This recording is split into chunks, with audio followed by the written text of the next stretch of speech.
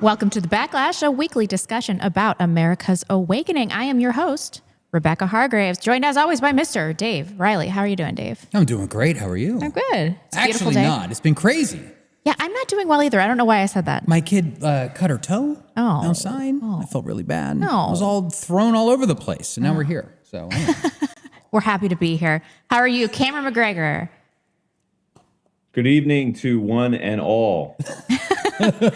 And with a special guest in studio, Internet OG, LP, Mr. Hypocrite. How are you doing? Hello, everyone. Pleasure to be here. Crazy, right? He's huge. Look at this. He's massive. I've met a lot of people from the internet in real life. They're always shorter and fatter, but he is taller and skinnier than I expected. That's The skinny amazing. thing is so nice. People keep telling me I'm fat in my comment Bastards. section. I know. We were just talking shit on our audiences and how we hate all of you. No, just some of you. You can find us on X at Real Backlash, our website, thebacklash.net. Support us on subscribestar.com/thebacklash, patreon.com/thebacklash. We'll come with some exclusives there pretty soon. You can super chat at thebacklash.net/super chat. Also on my YouTube channel. Shocking. Also on the Backlash's YouTube channel. There's so many ways to send us money. It's amazing. It is amazing. It It's is just amazing. a shame that we're like, poor. Yeah. And as a result of being poor, we are only going to read $10 and up to incentivize you to send more money. Please. Please. Thank you. And you can do that at thebacklash.net/super chat. Did you already say that? Yes, I did, Okay. Dave. Just making sure that we're getting all the bases covered. Follow us on our YouTube channel at Real Backlash, Rumble, Backlash Podcast, Instagram, Real.Backlash, and TikTok They're all here on the website. You at can Backlash Pod. just go to it like boom. Yeah, and just One link. boom, boom, boom. There's Find our us everywhere. TikTok. It's amazing. Thanks for joining us today. A big thanks to our sponsors, Atlas Bullion, premier dealers of gold and silver, North Idaho tallow, that is skincare without endocrine disruptors, and Antelope Hill, the people that will publish literally anything. Let's do some bants. Why don't you promo this this disruptive meeting you're planning? Oh yeah, well it's not gonna be a disruptive meeting. It's just we had this big interview on Monday with Pacific Northwest Gorilla, and I've just been inspired by him. He's been doing all of these like nature hikes and going out camping and getting a community built of people close by, building community. It's a good thing, and so I figured we should do something similar. And so we're going to be hosting a little get together next Monday, this coming Monday, like 5:00 p.m., 5:15, somewhere around there, 5:15 p.m. at the Prairie Pavilion here in Coeur d'Alene, Idaho. It's amazing. They've got like food trucks. There's like taco trucks and like a pizza stand. You can get like sandwiches. And it's a nice little spot where we can all get together, get a beer, hang out, chill, talk. So that'll be Monday. This coming Monday at 5:00. Nice. Okay. And we'll be there until until we leave. I'm going against my better judgment. It'll be fun. Okay. Please don't murder us. Dave does conceal carry. He showed me yesterday, so no funny business, you guys. True. Hey, Dave, what happened to the Elton John glasses? I'm kind of I know. disappointed. Well, Did they bully you out of No, that? they didn't. I mean, Listen, to Dave's credit, he cannot be bullied out of any bad behavior. I've tried to do it. It's impossible. Obstinate. He's obstinate. That is exactly the word. defiant, Yes. impetuous. Yes. That was the Yes. word that a certain bishop said about me. He's like, he's impetuous. That is correct. I'm like, okay. That is one astute And he's like, motherfucker. no, not bad. Like Peter. Peter was impetuous. yes, yeah. And I'm like, I didn't great. know you had them right there. It's Oh no, you asked for it. You got it. So, LP, why don't you give the audience a little bit of intro into your channel if they're unfamiliar with you? Tell them what you do. You've been around just forever. I started making content about 10 years ago. I was telling Dave, I was like a pothead atheist, liberal, basically. Grew up in Canada, kind of a typical Canadian. And then started watching Sargon of Akkad videos and got radicalized. Here we are 10 years later, and I'm basically a far-right Christo-fascist, authoritarian, whatever you want to call it. Yeah. That's how it happens. Based. The Alternative Influence Network was talking about the libertarian to fascist pipeline, and everybody on the right was like, no, that's not real. I'm like, what are you talking about? That 100% is real. Absolutely real. Yeah. You're a libertarian until you realize that they won't leave you alone. Yes. And once that sinks in and you figure that part out, then you become us. Yes. It do be like that. It do be like that, Mr. Stansel. Yes, What part of Canada are you from? I grew up in Swift Current, Saskatchewan. Saskatchewan. We No all kidding. know exactly where that It is. was like a small town and very boring, and everyone drank and smoked pot. And Sounds very Canadian. Yeah. I was expecting your head to be detached from the lower part. Yeah. Like the South Park people. Oh, yeah, You know, yeah. but it's attached. Yeah, that part's fake. We do say a boot, though, I know. as you pointed out. A boot. We just E. laughed at you. I don't know what it is about Canadians, the urge to make fun of them. I'm sorry. It just lives within us as Yeah. Americans. Yeah. Although you're he's American. I'm I'm a American dual- now. American. This is the American. first time we've got a dual citizen on the program. Not sure how I feel about that. Guys, we need to send more support to Canada. Yeah, really. We have our brothers up there. They're not doing so good. I am a Canadian citizen now. I got my passport's in the mail. I just finished the application for that. American And citizen. Yeah. Sorry, American Sorry. citizen. My American. Never beating the allegations. I know. Bruh. Is it true that you're in Mensa? That is true. That is true. Well, what is your IQ? Exactly 132, which is the bare minimum to get into. Wait, I thought it was 145. I thought it was No. 135. No, it's 132. So I could make it. Yeah. I'm 133. Oh, you could make No, it. you were yeah. 133 before you started using drugs. Well, listen, it's been a long time. My neurons have regenerated. It's been like over a decade. No. No? No. I'm permanently... I'm permanently retarded Retarded? from alcoholism, so I would imagine that I'm in the 120s now. Well, I've got a lot of You know, friends in Mensa. Cameron will never tell us if he did get an IQ he test. keeps like trying to like gas us up. He's Yeah. like, "Oh no, you guys are so smart." I don't know. I doubt this. I know what you're doing, but there's no way Cameron's IQ is sub 140. I just don't believe it. Both you guys are smarter than me. No. No question about it. There's just no. There's Press X absolutely to no. doubt. Yeah, seriously. Press X to doubt. Syntax is not IQ. Yeah, but you have an excellent memory. That's IQ. Maybe it's a proxy, but IQ isn't everything, right? True. Obviously, I'm the only one on the group that hasn't done drugs and tried to sell drugs in some alley somewhere. So obviously, he's IQ so isn't humble. everything. He's like, oh, having a high IQ and being good looking and being an international playboy, it's not not all it's cracked everything, up to be. Yeah, it's not that big of a deal. It's your life, your lives, you Idaho losers. And this Well, guy. I have never claimed that I would rather be an indoor cat like Dave and live in Coeur d'Alene. That is a bridge too far. Listen, No. I got to tell you, it's nice. You can curl up on the couch in the sun, can, yeah. be warm. Totally. Until you get a couple of kids that start jumping up and down on your chest. And Or then you it's can like, scratch oh, a okay. cat. No. Like an indoor cat. No, you can't do that. Very few things on this earth scare me more than domesticity. It's not so bad. I want to thank all of you wonderful people that tuned in yesterday. I did a little special show. We did an interview. I did an interview, the Royal We. I did an interview with J.D. Hall. He's an author and a polemicist, and he's like a theologian type, and it was very well received. I'm very surprised with how much good. the chat loves to like dump on me all the time. Well, So it was good. It I was think it it's was good for the nice. channel Everybody when was you very do positive. your So if you could please go niche and leave stuff. some negative comments on the video, that would be much appreciated. It would make me feel better about myself. yeah, give Dave Yeah. more self-worth, please. If you guys haven't seen that, so I had the privilege of watching it this morning. Actually, I think it's one of the best videos we put out on this channel. So Look if at you have that. not seen that interview, you absolutely need to watch it. I learned a great deal. I thought your guest was excellent too, Dave. Yeah, really smart guy, knows his stuff. He's been doing Yep. that for years.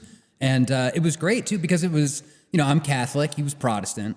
And so for the two of us to be able to get together and speak the same language and kind of deconstruct dispensational Christian Zionism and get to the Yeah. heart of the matter, where it started, why it started, what they believe, and Wait, how you we can don't want to debunk put it. Protestants against the wall anymore?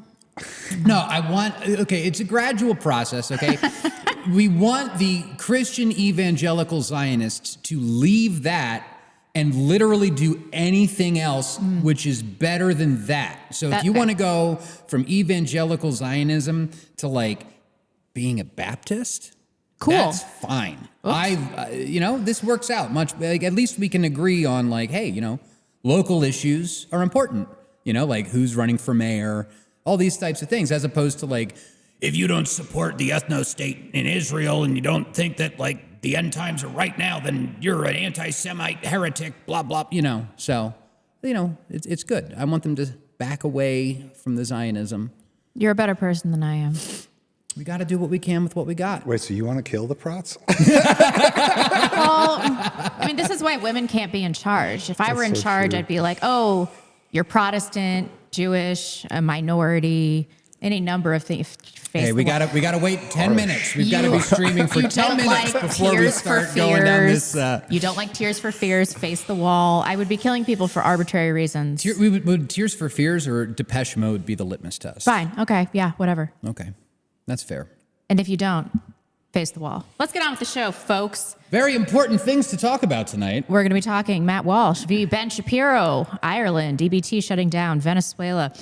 Let's get into this Matt Walsh thing. I know this was 6 days ago. I hate it when a big news story breaks 6 days before the show, because it seems like it's old news by the time we get to it. But I had to talk about this because I think Matt Walsh was speaking to us in Morse code with his blinking. It's possible. Daily Wire's Ben Shapiro, whether he realized it or not, torched his colleague's weird idea that conservatives must unify with the far right on Thursday. Shapiro reacted to a bombshell Politico story. And he said, if you put that stuff online, if you put that stuff in chats, if you actually authentically think that stuff, first of all, you're wrong. But second of all, if you put that stuff online, there's social consequences to saying and believing truly terrible things. We all have social lines drawn all the time. He also said, there's this weird idea on the right that the left wins because they're totally unified and they're completely siding with one another. The left is not winning. I know we are sort of depressive on the right. We've gotten addicted to the depressive. The left is not winning. Donald Trump has been president 2 times. Republicans are in control of the Senate, are in control of the House. Republicans are in control of the majority of the governor's mansions. They're in control of the majority of the state legislators. The left is not winning because of their unity. So I think that actually we should watch these clips before we talk about Matt Walsh saying he doesn't want to punch right. Let's watch 2 and then 3. Thank you, Dave. Disagreeing with the motivations of the Politico story. In fact, even on my show today, I talked about the motivations of the Politico story, which, Matt, I agree, are completely scurrilous and designed to distract from the sort of violent rhetoric we've seen from the left. But it has led to, I think, a reactionary response on some parts of the right to say there should be no policing ever at all. No social consequences should ever attend to things that are said on the right, that it's basically just pure my side versus your side. The problem I have is, number one, I think that's immoral, and number two, I don't think that's pragmatic. I don't think that's moral, because I think that there are things that get said on the right that are really, really, really ugly, and pretending those away doesn't make them go away. I think that they're rising. I think that they're getting more common. I know that my death threats from that side are getting more common. I know I have more security because of that, and it's not just from the left. I have lots of security from the left, and I also get lots of security from the right. Matt, I think a little bit earlier today you tweeted that kind of your litmus test is the people who are trying to kill you, and I totally get that. I also have that litmus test. The difference is that I think that if somebody tries to kill you, Matt, there's a good shot that it's going to be a leftist. If somebody tries to kill me, it's a frickin' Agatha Christie novel. I just don't know which direction the bullet is coming from at this point, given the sort of various and sundry radical extremes that exist. I'm not going to say that the right is equivalent to the left in this respect, because I don't think it's been mainstreamed to nearly the same effect on the right that it has been on the left. But to pretend that it has not infiltrated a lot of very important spaces, I think is sort of whistling past the graveyard. Okay, what speech is he talking about? He's being so vague. Obviously, he's talking exclusively about what he perceives as anti-Semitic speech. Let's play 3 from 107 onward, please. And he's not going to say that, of course. No. From 107 onward. Yeah, this clip was long. Okay, we can do that. Let's see. I thought that what you said when Charlie died was right. You know, that one of Charlie's goals was to keep the movement together. It's obviously something JD is trying to do. He's trying to keep people in the room together. I totally get it. I've talked publicly about the fact that Tucker called me that day, 2 days after Charlie was shot and said, like, let's stop Let's stop fighting. And I said, you know what? That sounds great to me. That's fine. I really don't want to be fighting with you because obviously we have other priorities. In fact, I even offered Tucker that we should get on stage together and talk about the things that we agreed with. He's yet to take me up on that offer. But the bottom line here is that when it comes to where you set limits at some point are going to have to be set. And it seems to me that the move on the right is that because we don't like the left at all, because the left is bad, there must be no limit set. And any attempt to set a limit is somehow firing inside the tent. And what this actually leads to is many of the same people who are firing inside the tent then turning around and claiming that you're violating the truce. Because I'll tell you what, it's Nick Fuentes who's attacking Donald Trump on a regular basis. Yeah. It is Alex Jones who's attacking Donald Trump on a regular basis. I mean, it is Tucker Carlson who's attacking Donald Trump on a fairly regular basis, actually. This is this is so shifty. This is such shifty Jew nonsense to act like he's not talking about anti-Semitism. He's talking about people that are going against Donald Trump. That's really what you mean. So Matt Walsh tweeted this. It was obviously a response to Ben Shapiro, but because they so closely work together, he's not going to say that. During the gender ideology fight, I made it clear that I would happily align with liberal feminists who hate my guts for the purpose of defeating transgenderism. They mostly declined that invitation and turned around and disavowed me instead, which I expected, but the invitation was sincere. I will work with anyone to defeat an evil. This has always been my stance. When it comes to fighting the left and defeating the people who want to kill me and my family and piss on my grave, I will unite with anyone on the right, even those I don't like and those who don't like me. If you think this is unprincipled and morally compromised, then you simply don't understand how to fight and win a battle. A fractured conservative movement will fail. Only a united front can succeed. If you reject this invitation, just as the feminists did, that's fine. It's your right. I won't be the first. I've reached out my hand and gotten a hearty fuck you in response. This doesn't hurt my feelings. It's what I care about. Okay, so he's obviously responding to Ben Shapiro here, but I think that they both have missed the point. Ben Shapiro is right, using his high rhetorical IQ, in that obviously there are going to be some limits on speech in general. But what Matt is saying is that he's not going to disavow the anti-Semitic right. And they're both kind of talking, we all know what they're talking about, but they're talking past each other. Sure. And I think this spells... Intentionally. Matt is intentionally talking past Shapiro. Right. Yeah. I think this spells trouble for the Daily Wire, which was already in dire straits. And I cannot imagine, if this is what we're seeing pop up on panels, can you imagine what's going on behind? Can you imagine what's going on behind the scenes there? I can imagine some like very nasally screams coming from like the office at the headquarters of Daily Wire. What do you mean he's doing what? You know, I know. Screaming and What do you guys think? Does this mark the end of the Daily Wire and more broadly, media conglomerates with Jews at the helm who are not addressing anything serious? Hey, LP. Oh, I think the elephant in the room here is Fuentes. Maybe not the elephant because Shapiro did mention him, but I think that's the reason Shapiro is so nervous is because they've kept Fuentes away from the table for so long by saying he's a troll. Charlie Kirk said this, I don't talk to trolls. You know, he's like anti-Semite this. Imagine Matt Walsh and Nick sit down. If you watch Nick talk, he's a very convincing guy. Like he's going to sit there and just say all these things that Matt Walsh will just have to agree with because they're so reasonable. And this is like Ben Shapiro's greatest fear, his like biggest nightmare. It was Charlie Kirk's biggest nightmare while he was alive, you know, like how do I not do this? And it was easier to do it before Nick's getting invited on Tim Pool and all these other shows. So I do think things are coming to a head. I do think Daily Wire's in trouble. Maybe their like movie making business can still be profitable, but I think in general people are getting tired of listening to people like Shapiro and other people who carry water for those guys. Yeah. Oh, for sure. Cameron, what do you think? You know what struck me immediately? Well, I guess I should preface by saying I just have an allergic reaction every time I listen to Ben Shapiro talk. You and I both, friend. It's just, it's truly unimaginable how that man ascended. But I guess it's not. He has organized Jewish power behind him. So surprise, surprise. What struck me, I guess, is how irrelevant these people are. Even the language that they're using. It's very obvious that, well, certainly it is to us because we're sort of on the margin of things, and that tends to liberate you, right? You can see things as they are. You don't have to exist in some kind of false binary. But their language is so anachronistic. I mean, what was it that Matt Walsh said? I will unify with anybody against the evil of transgenderism. Yeah, I think we moved beyond that, right? We have bigger fish to fry, folks. We have a government that's flailing out of control. We have race war unfolding in major streets across the United States. We have the mass mobilization of nationalism across the Western world. So we're just beginning to leave the station here. And I think there's panic. Certainly there is among people like Ben Shapiro because they've lost control, right? We've talked about this for months, really since the inception of the program. Basically, control, monopoly on social media or of the media industrial complex has completely turned over. And so now a lot of the ideas that were taboo, it's not that they're being discussed, it's that they're becoming mainstream and they're gaining political mobilization. And that's only going to accelerate in the next, I would say, 90 to 180 days and well beyond that. So they're panicking. They don't really know what to do. And so they're trying to draw lines in the sand. And that's what all people do when things sort of escape them. They're going to lose. I will say this. Ben Shapiro is right about a couple things. One is the left is certainly not winning.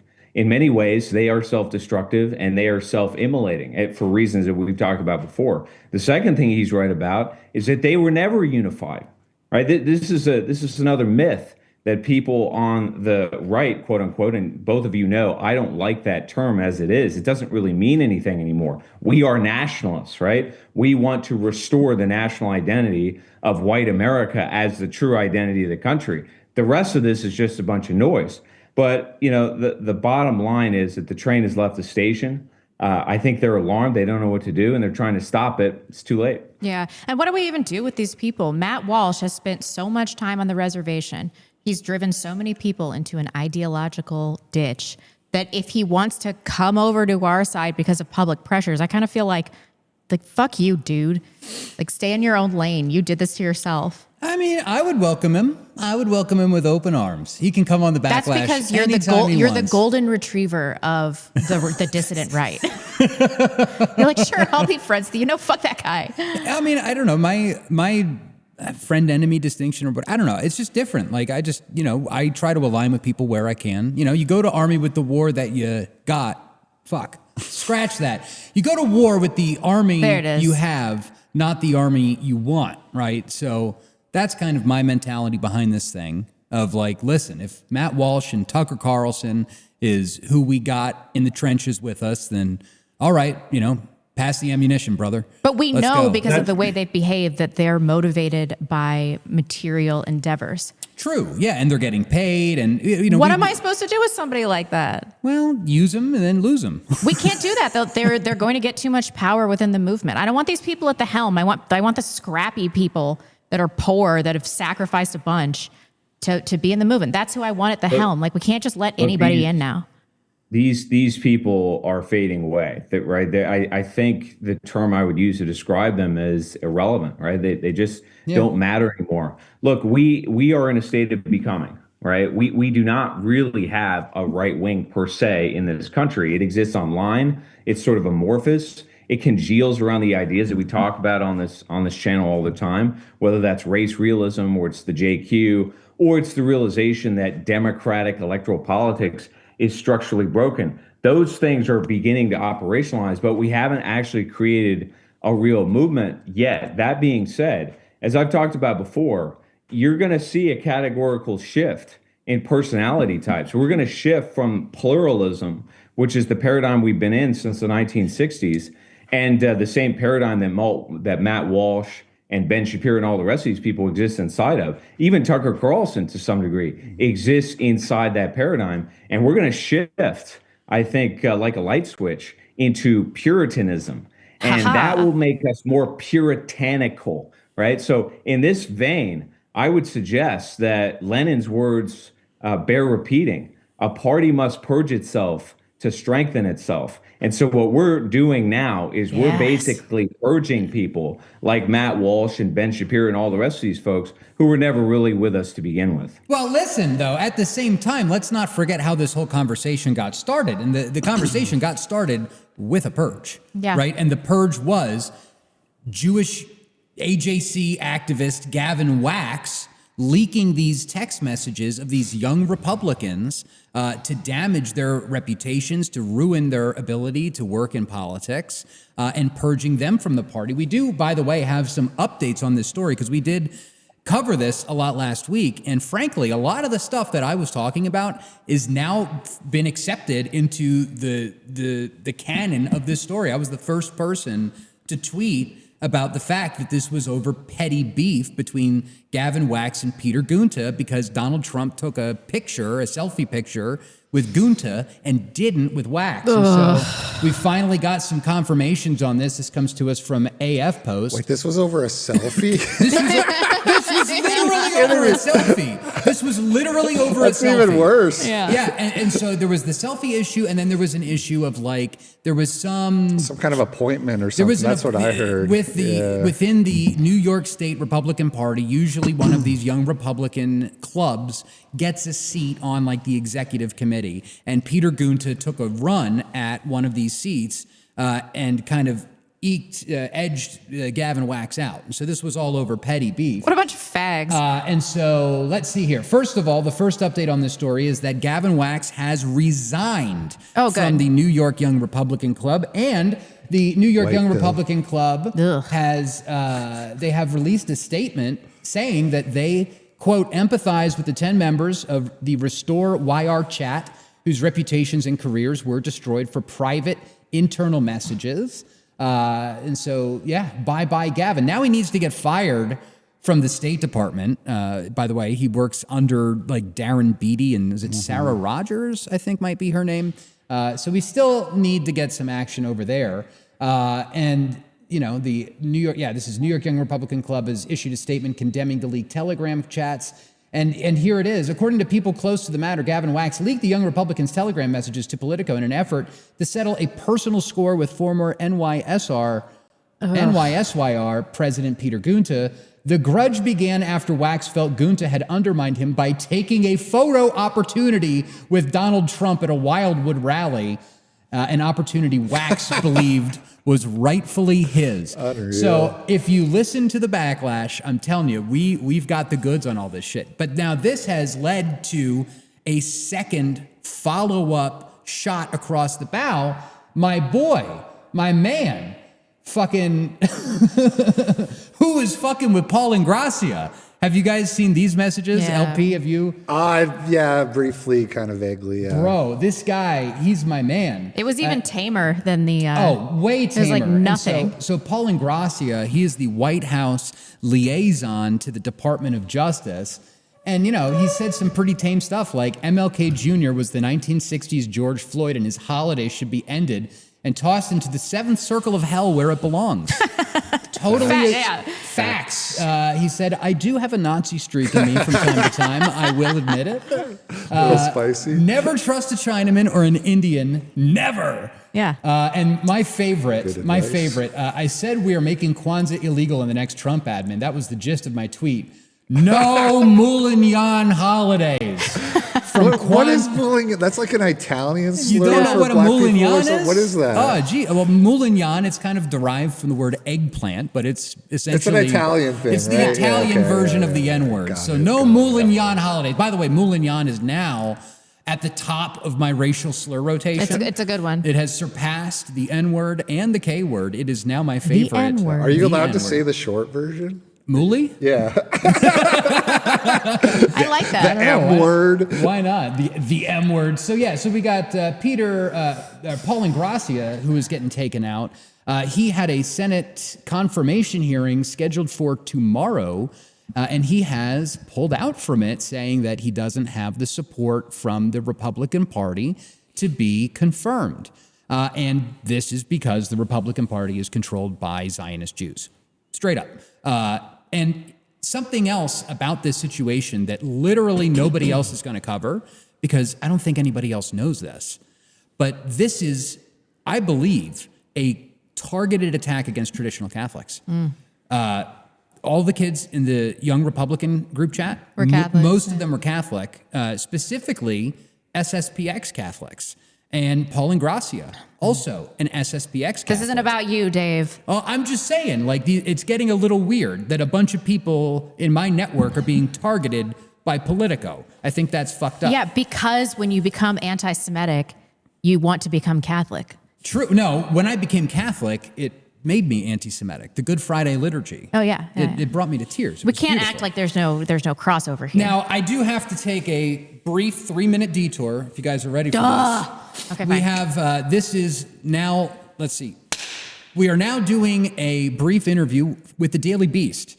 So this comes from Laura Esposito, a reporter for the Daily Beast who has reached out to me about these leaked messages. What a bitch. Do you think the recent surfacing of texts from Ingrassia and the Young Republicans group chat has had a chilling effect on younger GOP voices, or has it emboldened them? Well, I will reiterate what I said in my little selfie video, that you've turned these people now into lifelong radicals. By doing this to them, by tanking their careers, they're no longer limited by polite society or discourse. You've radicalized them. You've turned them into radicals, because now they don't have to hide their power levels. They don't have to pretend like this isn't going on. So frankly, I think that this is going to, on the one hand, embolden people, but on the other hand, it's going to serve as a cautionary tale. And I think that people are going to play their cards maybe a little closer to their chest. Be careful. Be careful with your group chats, okay? Like, maybe don't let Jews in the group chat. Yeah, for real. Okay, so that's question number one. Number two, it seems like just as many voices on the right have defended Ingrassia and the group members as have condemned them. Do you think that moving forward, comments like theirs will become less controversial or carry fewer consequences? Wow, what a super sleuth she is. In the direction that the GOP is going in. Gee, I don't know. What do you think is going to happen? 10 years ago, they would have been executed. I know, right? Like in a firing squad. And now the reaction was, when we read those messages, like, oh, these aren't nearly as bad as my Telegram messages. No, it's absolutely not. So yeah, no, I mean, the right needs to start embracing the radicals. This is something that the left does very well. When you see these crazy people going out, getting arrested and dragged off at meetings, what happens? The left all circles around them. They run cover for them. They donate to their bail fund. They stand together in solid. This is what, Matt Walsh and Ben Shapiro were bitching about. And we need to do the same thing. I'm sorry. Fuck you, Ben Shapiro. Is it Laura Esposito? Is that Laura her name? Esposito is the name of this reporter. So do I think there will be fewer consequences she's in the pretty future? foxy. Hey, girl. Hopefully, yes. I believe that there will be. And so, yeah, this is a good thing. And then the third and final question, and just in general, curious as to the direction you think the GOP is going. Oh, my God. These are such stupid questions. It's okay. We need the controversy. We need to have the Daily Beast, ooh, far-right Nazis support Republican Party. You know what I mean? No, but it's just annoying. Do you ever spend just- all day we need the talking press. to adults, and then you have to talk to children, and you just feel like they're retarded, and you don't want to do it? That's how I feel with these questions. It's like, where have you been? Are you know the answer to these questions? Yeah, they're I bad know you know. questions. They're bad questions. You're lucky you're hot. Do better next Yeah, time, come Laura. on. So in general, the direction the GOP is going in, obviously it's going in a Zionist-occupied direction. Yeah, They what are do you think? purging the party of anybody who isn't a fucking Zionist bought and paid for. So that's the direction it's going in. And it's not going to be good for anybody. Frankly, it's not good for Americans. It's not good for the Palestinians. Yeah. It's not good for literally anybody who gives a shit about this country. So that is why we need these young radical kids that aren't bought off. They're not taking the $7,000 checks. We need more of them. So step up. Do your job, infiltrate. Let's get into the institutions. Listen to this article that she wrote. She said, from a Telegram chat made of young Republican leaders containing 251 slurs, including the N-word, the F slur, and a declaration of love for Hitler. This is groundbreaking shit, lady. Oh, jeez. They're not sending their best. These reporters No. they've got to Oh, catch up. no, a Can hard I say R. two things real quick? Of course, jump in absolutely there, not. please.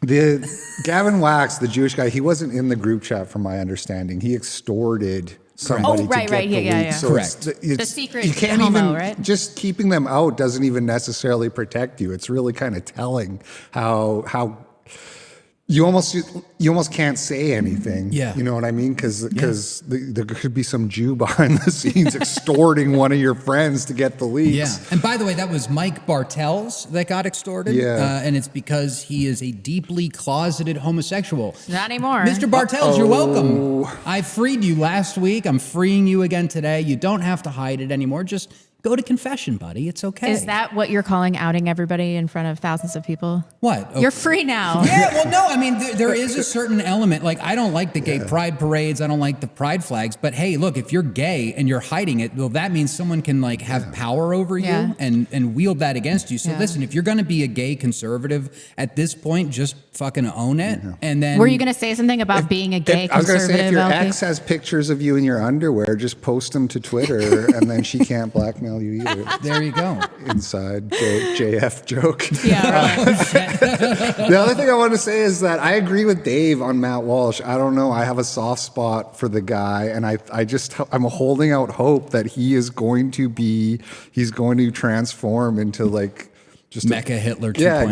Yeah, exactly. I hate Italians and I hate Canadians. Listen, hey, what are we doing here? What do you mean you hate these ethnic groups? You guys are reverting to type. The real red pill is realizing that you can't be a part of this group. You can't. Cameron can because of his heritage breeding, so he can stay. Italians. Well, I think the only thing I would say is it's a mistake to think that any of these people believe in anything, right? This is a persistent myth again that I see, is that there's this sort of ideological conviction in people that hold power or have influence. That's not true. They believe in themselves. They believe in monopolizing influence. So you better believe if the masses change their minds, that's exactly what they're doing. These people are not leaders. They're not leading public opinion, right? They're not rebellious thinkers. They're not a vanguard. All they are people that are trying to court public opinion to make money, right? To self-promote themselves. Yep. They do not believe in anything. There's got to be an exception to the rule, right? Will change his tune. Absolutely. Could somebody who believed in something ever rise to that level, in your opinion? Like, is it? Precisely, right? This is exactly the point. This is how we knew that Trump's administration would be a fraud.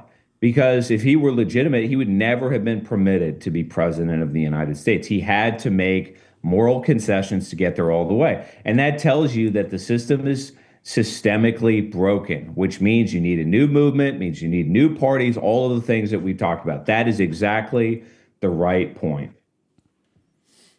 I agree.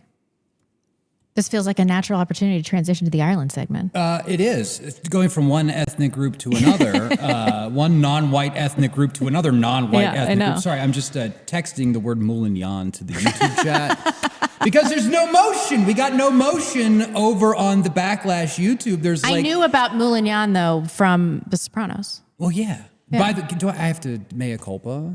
I've never watched The Sopranos. What? Same. Cameron, have you watched it? This must be why we're such cucks, Dave. I never watched The Sopranos either. Are you people serious? There you go. No, I have seen The Godfather, and I'm sure that's better. I've been watching, what's that show, Schitt's Creek? You've been watching Schitt's Creek and you haven't seen The Sopranos? Yeah, I know. I got to tell my wife we're going to switch. We're going to go back and watch The Sopranos. James Gandolfini is the most masculine TV character as Tony Soprano that I've ever seen. It was really funny. There was one of these scenes where his daughter is dating this like half black, half and Jewish he calls guy. him. Yes, he's like, I've seen that clip. What are you, like a ditoon? He's like, I don't know, like a charcoal briquette, a moulignan.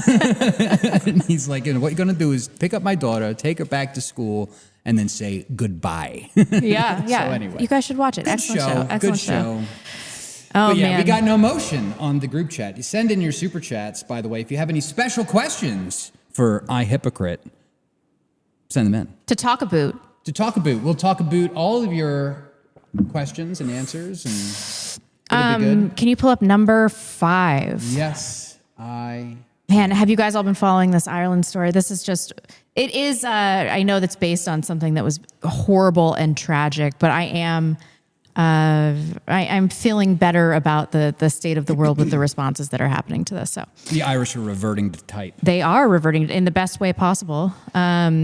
The victim blaming has already started in Ireland after a 10-year-old girl was raped by an African asylum seeker with an active deportation order. The media are using words like she absconded and behavioral issues to describe a 10-year-old rape victim. The system that enabled this incident is rallying to protect itself. We will not allow that to happen. Even normal Irish people don't care about being called racist anymore after what happened yesterday. Tusla must be shut down. It's my understanding that Tusla is like their, oh my gosh, what is the word for, it's like their foster care system, right? Oh, I don't know. Oh, okay. Yes. IPIS must be shut down. Jim O'Callaghan must resign. And that's just the beginning. The people of Ireland will no longer accept living in a society where our children are prey for African predators. Everything changed yesterday. So there are major riots going on across the country. Let's pull up 6. Tensions rise in Ireland as Irish citizens set ablaze police vehicles and check passing vehicles for non-Irish citizens after yesterday a 10-year-old girl was allegedly raped by an African migrant. Ireland is ready to erupt. Let's check this out. Take a look. Let him through, he's Irish! Let him through, he's Irish! Let him through, he's Irish.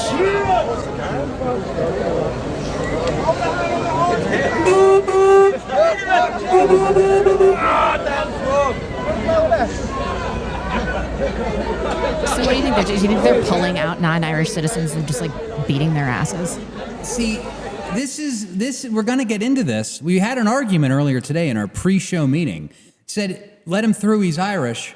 And then you said, Irish citizen.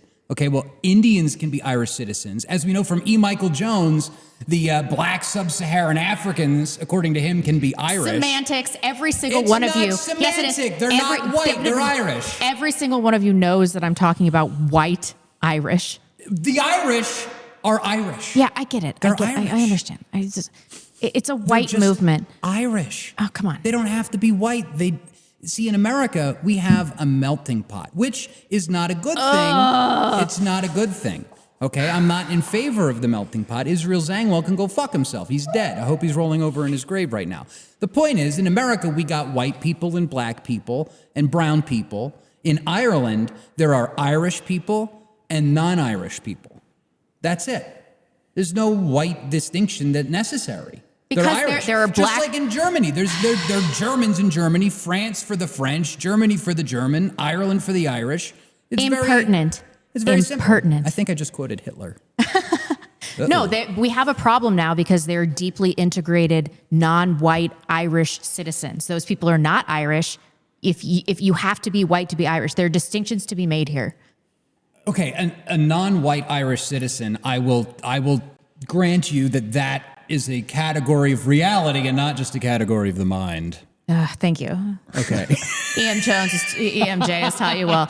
Keith Woods has been doing some excellent reporting on this. Everybody check him out on Twitter. He's actually coming on the show in November. Wonderful. Date TBD. Nice. Here he is reporting outside of a flaming migrant hotel. And that doesn't mean gay. Come on, you're going to play for me or I'm what? here at the protest at City West Hotel, where a migrant, an asylum seeker that was supposed to be deported, stayed in the country and raped a 10-year-old Irish girl that was in state care. As you can see, things are massively kicking off here. There's probably well over 1,000 protesters. Unfortunately, this is the first crime we've seen like this, even in the last year or two. So things are really reaching a boiling point here. Yikes. Amazing. Yeah. He set the fire, right, as the backdrop. And then, people are protesting. That's what I would do. Amazing. I had a few more clips, but I think we should get into the discussion. So I can roll him as B-roll. how is this going to end? I mean, are we going to watch the government start killing and detaining its own citizens for rioting so they can protect African migrants with deportation orders? I mean, that's obviously just going to cause more rioting. They're not going to be able to contain the situation. At a certain point in time, they're going to have to accept the reality that there's a people's revolt that they cannot contain. What do you think this looks like to you over the next, 6 months? Well, I'll tell you this. This was my thoughts watching it. There's this Irish nationalist I follow. Her name's Barnett. It might be Rebecca, actually. I can't remember her first name, but she's married to this other little nationalist dude, and he was in this... Justin Barrett? That's it. I think that's it. Yeah, he was in this. I don't know if you guys saw the viral clip where he was talking to Ezra Levant and he was saying, "Go be Jewish somewhere else." Yeah, that's Justin Barrett. Yeah, okay, so his wife, she tweeted out how they were like marching peacefully, and she said the police instigated on them and kind of escalated things. I don't know how true that is, but for me, it's like the day we win, the day I'll know we won is when I wake up and the police are like standing aside and letting this happen. I don't know how you're, as an Irish policeman, you see what happened to that girl and you think it's my job to stop the people who want to stop this. Like, they must be conflicted. They must feel some sense of shame. And the day they just stand down, that's it. You know, yeah, that's when the Irish people win, for sure. But yeah, I mean, it is also amazing to see like the reversion to type, right? Because the Irish have always been, it's like you back them into a corner and you browbeat them and then boom, they get violent. They're scrappy. It's awesome. Right. I love to see it. You know, God bless the IRA. We need a revival. Let's, you know, we got to fire up the what was that group again? The Ancient Order of Hibernians. You know, I'm sorry. Like, we got to get like, you know, what if ever there was going to be like white Zionism, it would just be like supporting Irish nationalists, like, you know, running guns. Yeah. I disavow that. I would never do that. But yeah, I think this is great, and you know, it's wonderful to see. You know, nice warm fire you can warm your hands by. And do that gesture too much. It's a Garda vehicle. I don't trust any of you. Now both of you have done this during the episode. Cameron, what do you think the next 6 months looks like for the Irish? Do you think the government's going to collapse? All right. So what have we told you from the inception of this podcast? We have told you that there are these things called archetypes, and that archetypes are embedded in the ethnic peoples that define nations. Nations like Ireland or Scotland or England or Germany or even the United States. And I would take exception to what Dave said a moment ago. The United States is absolutely not a melting pot, which is why we speak English. It's why we have Christian holidays. It's why all of the statues that bestride this nation happen to look like European peoples. We, in fact, were one of the more homogenous nations ever formed in the history of Western civilization, maybe in the history of the world. That is a well-documented fact. That changed in the 1960s, really didn't change until the 1980s. That change was a relatively recent development. That being said, what we have said, what we've conveyed to you, is that ultimately people wake up. There are lines that cannot be crossed. And one of those lines, particularly for white peoples, is when children, women and children, are victimized. Now, a little bit of context for this situation. It appears as though, in addition to a massive migration problem, which has beset Ireland like every other country in the Western world, there appears to be some kind of collusion or corruption with this TILSA state-backed agency that steps in to handle children that are not properly cared for, or maybe they're abandoned, you know, what have you. And the immigration problem is actually fueling that. So there appears to be some kind of child trafficking business that is tied to the governmental authority in Ireland. And that's a big reason why you're beginning to see protests across the country. It's also noteworthy that what happened in Ireland recently happened in a relatively prominent suburb in Dublin. So these are sort of quakes that are beginning to go off. One other thing I wanted to note just for a moment is that Academic Agent was on a few weeks ago, and I sort of took some shots at what he said, because this is an illustration of how utterly wrong what he said was, particularly about online behavior. And very specifically, I went through an article called, maybe Dave, you can bring it up. It's called "Court Appearances After Pre-Planned Violence in City West." City West is the Dublin suburb where this happened. And in this article, listen to what they have to say about the nature of the protests that are happening all over the country. It says, and I quote, "The violence was orchestrated." I'm assuming there wasn't much violence. This is probably a hit piece, but nonetheless, it says, quote, "The violence was orchestrated and pre-planned online, according to the officer in charge of the policing operation. The chief superintendent, Michael McNulty, described the event as a public gathering organized by disparate groups on social media who stir up hatred and violence and encourage others to get involved. Goes on and on and on and makes references to the same thing. Academic agent assured us and defiantly said that what happens online is spurious. It's irrelevant. It's marginal. It's not real political behavior. This is absolute nonsense. What's happening online is the only meaningful political behavior that's gone on for the last decade plus, part of the universe that all three of you have helped create. And that is precisely what's going on in Ireland. One other thing here, and this gets to the answer to your question. You're asking me where are things headed. I saw an interview recently, maybe it's in our clips, I don't know.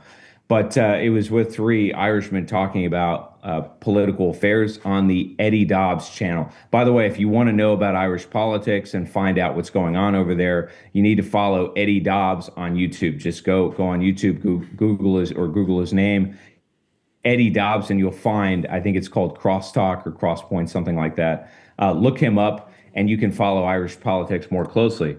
In any case, what these three gentlemen basically said is that Ireland is a tinderbox. And it's also worth mentioning that there's a presidential election in the very near future in Ireland as well, which is, relatively speaking, irrelevant to what's happening on the streets because nobody in the electoral sphere is going to change any of this. What about Conor McGregor? In any case, the question that you're asking me is where are we headed? What is happening in Ireland, which is what's happening in France, which is what's happening in the United States, is that the social contract has been breached. The government does not represent the citizenry anymore. And remember, every social contract that a government must adhere to has to, at a minimum, protect the population. The government in Ireland is not doing so. Protesters are becoming increasingly emboldened against it as a result. And eventually, as you say, the police will turn against the government because they know that the social contract has been violated, and that goes for them as well. This is the situation that we face. We're headed, in other words, for some kind of a revolutionary event. Yeah, no, I think you're spot on. Why don't we play these clips? Okay, I've got it up. We can play it really quick. And by the way, I want to agree with what Cameron was saying about the melting pot and all that. America was essentially an ethno-state until 1965. Let's all be honest about that. It was a 90% white country. So, just to gauge the severity of the situation, not only in Ireland but across Europe, the grooming gangs are more serious than we could possibly imagine. This situation, I mean, I think that as Americans, we're like, this is happening sometimes, but this is an orchestrated, well-connected group of people, of kind of disparate groups that are trading white girls. They're getting girls into drugs, very, very young girls. So this is a clip from Eddie Hobbs that you just referenced. Let's play this to 221. That's behind me here is a UCD report entitled Protecting Against Predators. And it was written by Dr. Mary Canning, Dr. Marie Keenan, and Ruth Breslin. And the fact that this report comes out of UCD, says it all. If they're saying it, how bad must it be? And what they say in this report is that this is only the tip of the iceberg. But this report delivers a stark warning into the ongoing and escalating risks of child exploitation in Ireland. And what the really interesting part and shocking part about this is that in most cases, this abuse is happening in organized fashion by coordinated networks of gangs of predatory men. And this report draws a direct correlation. It mentions them by name of the grooming gangs in the UK in Rochdale and Rotherham. And I just want to read one direct quote from the report, which you could then discuss at length and apply to the facts of the case. So the quote is, girls are being picked up in taxis and brought to hotels where they're being coerced or enticed to provide sexual acts to multiple men in exchange for money, phones, or drugs. It's organized. It's not random. Networks sharing kids like commodities. Can you play Nick, 7? when was that report published? Can you play 7B? This is the government reaction to what is obviously going on, how little they care. Helen McEntee We'll bring her up here now so you can actually see what she said. Helen McEntee in February 2024, which was after the publication of the UCD report, says this: there is certainly not an increase. There is certainly not a correlation between the increasing numbers that we've seen in the last 2 years and an increase in crime. That is very clear. There are no facts to support a correlation between immigration figures and crime rates. Thanks. Helen McEntee then as Minister for Justice. No. Good Lord. Jeez. They're just going to allow this to happen. They want to be politically correct. They want to be popular. And so they're going to just sacrifice little white girls at the altar of multiculturalism. They don't give a shit. This government deserves to be thrown over. Of course. I mean, fuck the doll. And how do you say it? The TASARC? We need a new one.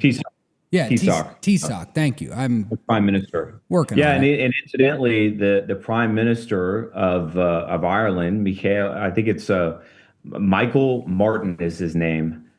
He said repeatedly that Ireland has no real homogenous national identity. Yeah, I saw that clip. He is embedded. He's invested, as is the entire government of Ireland, as is the entire government in the United Kingdom, in the mess that has been created. And the important thing to note about all this, folks, is that there's no reverse gear. They're not going to change course. They're just going to double down and double down and double down until there is an explosion that throws them from power. Unfortunately, that explosion is almost certainly going to be violent at this point. They have let things get completely out of control, and they're unprepared for the collateral damage that they've caused. Is it legal for us to call for revolution in a different country? Because like I know that it might be like getting close to like Fed posting if we were to say that about America, but like why not? Dave is the Fed. No, I'm not. I'm like half Irish, half Italian, so I'm clearly not white. And he's right. You know, fuck these guys. The Irish people are clearly outraged. How many hundreds of years did my people suffered for hundreds of years? We fought for our country, and then, oh God, what happened? You know, Google took it over. We need to take our country back. It was promised to me and my grandfather. I have some Irish too. Get out of here. But really, I mean, you know, they spent all this time fighting, and now, like, what? Fine Gael, gay. The Sinn Féin, gay. All of these parties are awful. You know, there's two political parties in Ireland that stand any chance, and one is the National Party, and then the other one is Sol na HÉireann, which is the Irish Nationalist Party. And I'm probably mispronouncing that because I'm, a dumb. Yeah, but now American. we're talking about using the system for political solutions, and that's obviously not. No. Not I'm saying that they have like multiple parties. It ain't like a two-party system like it is over here. Dave, I know. Okay, I'm just saying. The only ones that are even close are these two, and they're small minority parties. But grab you want to get in here, LP? Grab a hold of this moment. I did a lot of research into the grooming gangs in the UK. I made like a 2-hour documentary. I read books. I know everything there is to know. I picked apart their whitewash government report that they put out to cover up the whole thing. And it's so reminiscent. Like it's the same thing all over again, And I think Cameron's right there. You can't make these people backtrack. No, and especially when they're the fucking leader of the government, the leader of the Irish people, is saying that there basically is no Irish nation. There is no Irish people. He said something to the effect of like, oh, well, nationality is fluid. It's very fluid. Yes. And it's like, what are you talking about? It's the most inflexible of all categories. Hello. Yeah, but the key point is, and you guys are hitting on it, but I'll just reinforce it, is that it doesn't matter whether you're talking about Mark Carney or you're talking about the Irish Prime Minister, you're talking about Keir Starmer in the UK or Macron in France. They're all the same. They're all echoing the same sentiments. They all more or less believe that there is no European identity. In fact, they believe that European identity is a threat, that it needs to be destroyed, subverted, undermined, and replaced.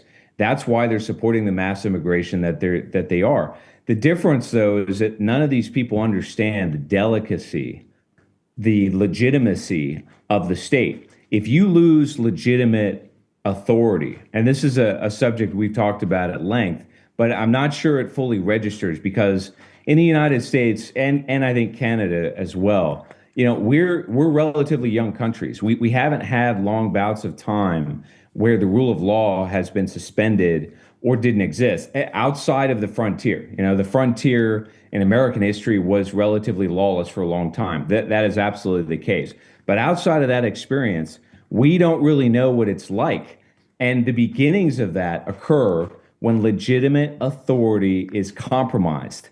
And it's very difficult to restore that once it's gone. Now, it has not been completely demolished yet. And that's why those protesters are out there protesting, because they still believe that they can send a message to elected officials and they will change course. We all know that is exactly what is not going to happen. So the direction of travel is much more explosive. Yep. And we're seeing this in the United States too. As we talked about a little bit on Monday, EBT is in the midst of getting canceled, and people are about to find out what happens. Was it PNW that said that we're 3 days of no food away from a complete? I said 3 meals. I thought the quote was, "You're 3 meals away from violent revolution." I thought that was the quote. He said 3 days. Oh, okay. Okay. I mean, it's 3 meals. Three meals, but it might take 3 days for these people to run out of food. And then, so maybe. Well, they haven't even run out of food and they're already bitching. So I would assume 3 meals is appropriate. Yeah. Well, these people don't really plan ahead. Aren't they kind of used to fruit falling and all around? And, let's go through this. Yeah. What is wrong with you, Dave? President Donald Trump's administration is moving to suspend all supplemental nutrition. This is the SNAP program, assistance program, benefits for roughly 42 million Americans amid the ongoing government shutdown. He may not bring them back. Earlier this month, the Department of Agriculture sent a letter to states warning that a lapse in appropriations had resulted in insufficient funds to pay SNAP benefits through November.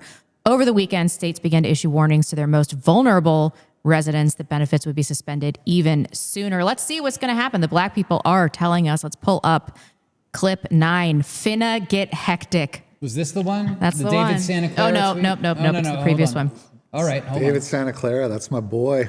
Nice. Let's go. All right. Oh, she says finna get hectic. It's finna get hectic. It do be like that, Mr. Stansel. It do be like that. Here we go. Y'all better lock y'all cars at night. Lock your cars. Lock your house up. If you're one of them people that just leave your car unlocked, parked in your driveway, you better lock it. With the food stamps being gone and people not gonna have people gonna eat. Okay, nobody's just gonna. This is 2025. Nobody's just not gonna eat.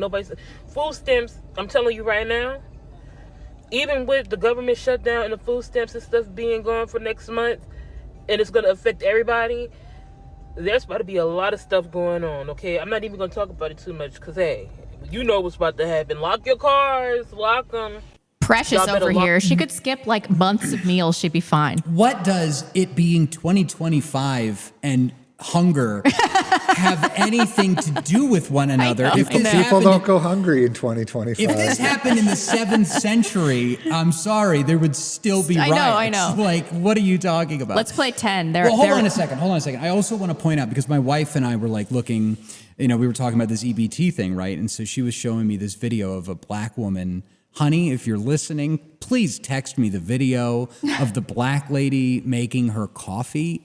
First of all, it was diabetes, like all over the place. Just like put in like a half of a jar of this like caramel or whatever into it. But her nails were like that. They were like that long. And I just want to point out that like we got more nails going on here. Yeah. These people are getting food stamps and then spending all of their money on like nails and bracelets. And grills. What weaves. The fuck? Weaves, yeah. And their weaves. That's another thing. Not her. We need our weaves. When was that? Do you guys remember that clip? It was during the George Floyd riots or something like that. She's like, we need our weaves. She's like, it was that clip. It went so viral. What's AutoZone done for us lately? Yeah, she was talking about not looting local businesses, and MSNBC and everybody cut off that clip. She's like, don't loot businesses in your own town. But the next thing she said that they cut out was like get the big guys. We need our weaves. Oh my! I know. Let's watch this one. And people are going to start, I'm telling you, this is going to be a thing. People are going to start, instead of stealing groceries from the stores, they're going to start watching people go to their cars. and they're going to take all of their groceries. And you know what the store going to do? Not our problem. Not our business. It's outside the store. They didn't do it in the store. It's not our property. Call 911. Call the authorities. Make a report. They're going to leave your ass for dead. And people are really going to be stealing people carts of groceries out of the grocery parking lot. I'm telling you. It seems like it's headed that way. Now, let's roll into 11. What other choices are people going to have to find food to eat? Because people about to be out here struggling. They about to be out here bad.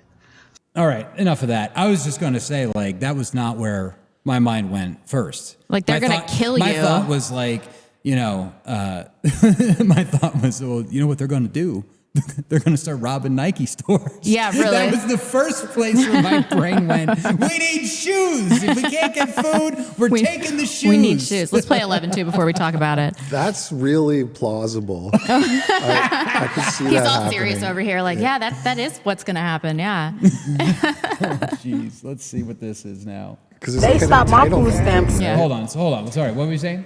It's just this entitlement complex they have. Like, oh, you're not giving us our food. Well, we're going to take whatever we want. Right. Then. Like, I could totally see it. It's reparations, honky. If they actually don't get their food. Yeah. Absolutely. All I know is if they stop my food stamps, me and my man will be at the grocery store walking out with two big ass carts, and ain't bet nobody better do nothing because my man coming hard behind me, and it only take him one time to punch your ass. Good Lord. If they stop my food I think they're holding back. I mean, we all know what this is going to look like. Dave, I sent you one in your DMs. It's like it looks like a grid because it's a bunch of them put together into. Oh, that's a good one. Yeah, okay. I saw that too. Hold on a second. Let's get this one going. Everybody going around saying timeline for the next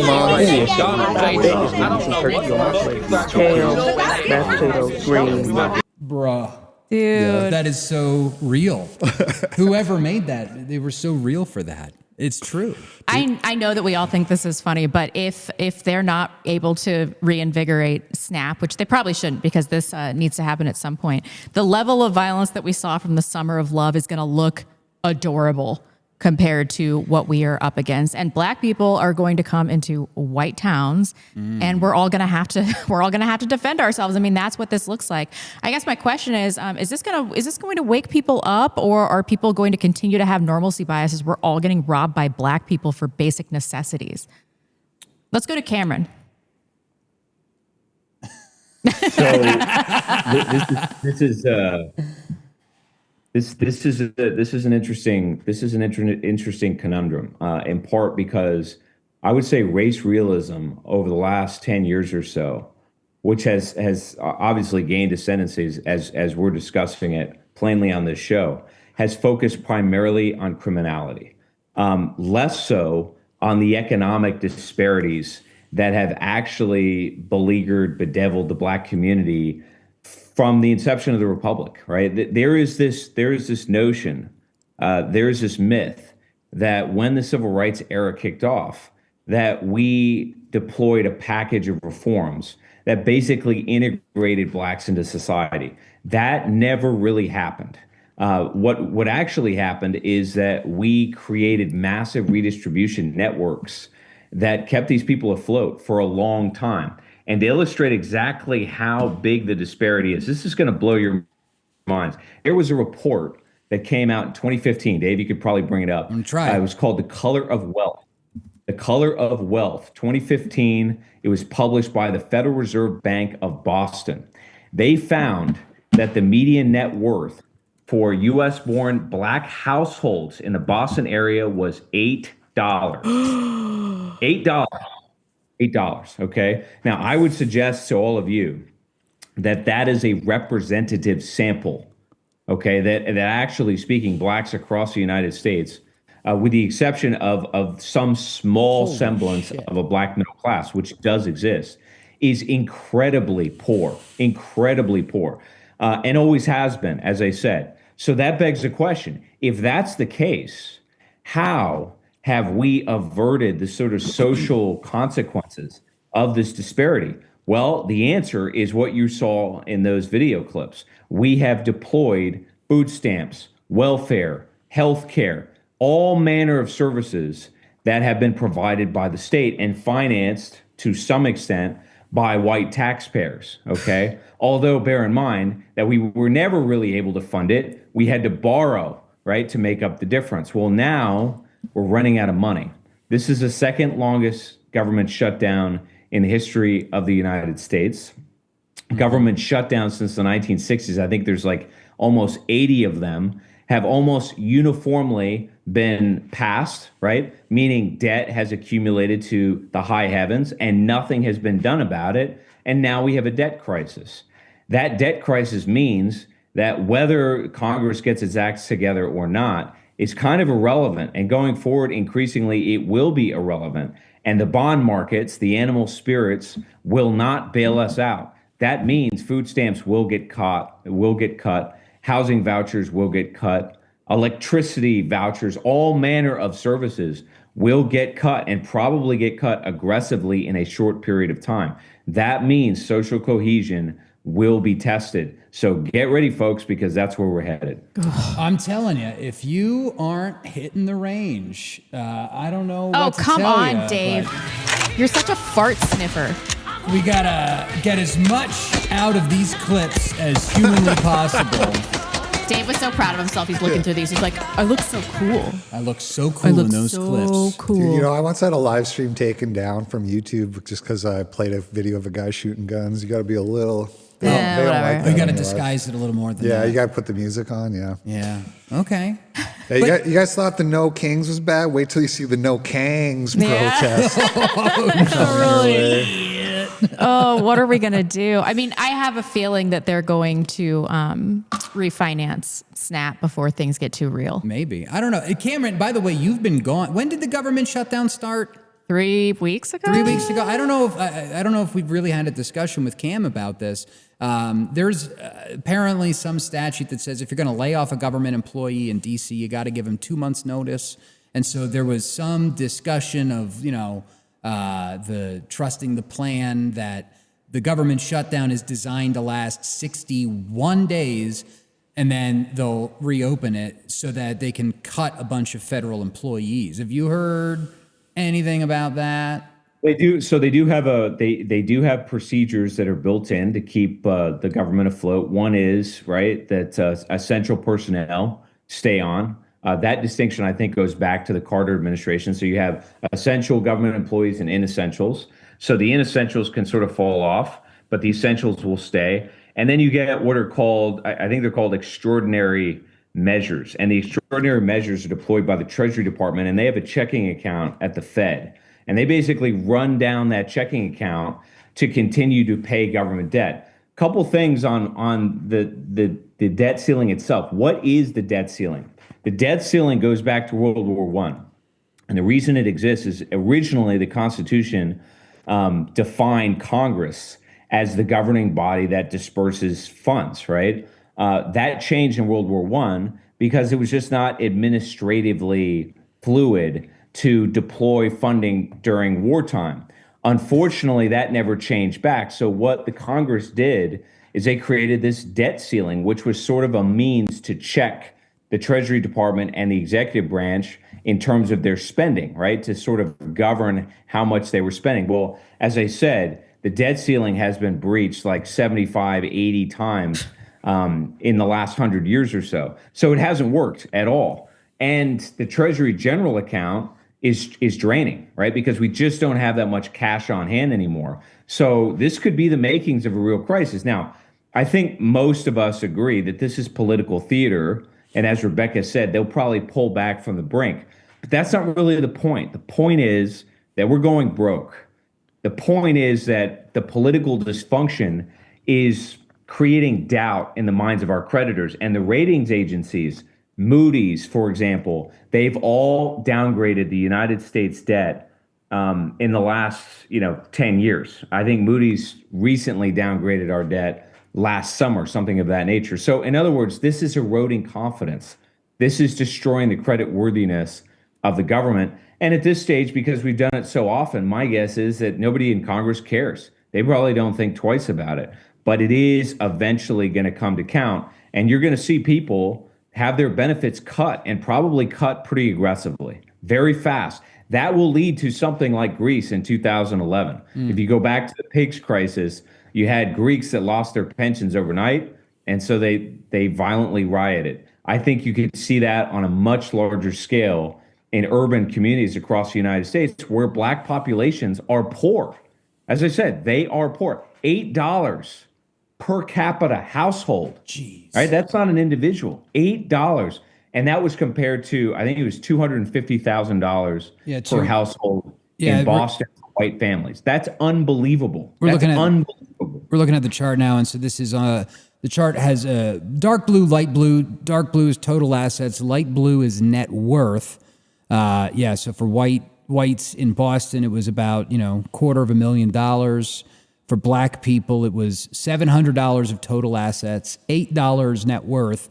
Now, they are being a little outdone by the Dominicans. $0. $0 of net Oh my worth. gosh. But that is, That's a testament. On the one hand, it's criminal, but on the other hand, aren't they kind of doing it to themselves? That is a testament to how robust social programs are, though. True. Otherwise, how could they possibly sustain themselves on that little money? Understand. They can't.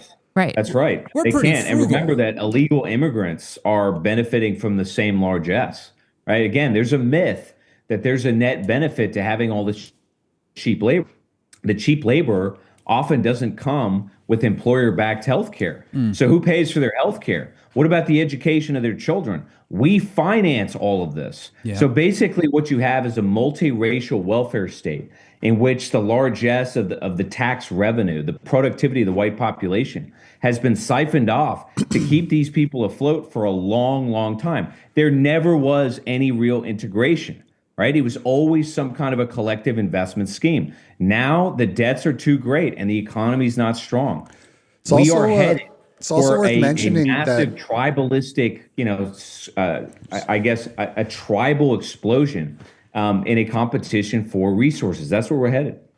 Yeah, it's also worth mentioning that the middle class Black people, a lot of their jobs are government jobs. They're essentially like affirmative action hires. So what wealth you do see is a sort of illusionary too, because like a lot of those jobs are useless, right? Or they could be done better by computers at this point.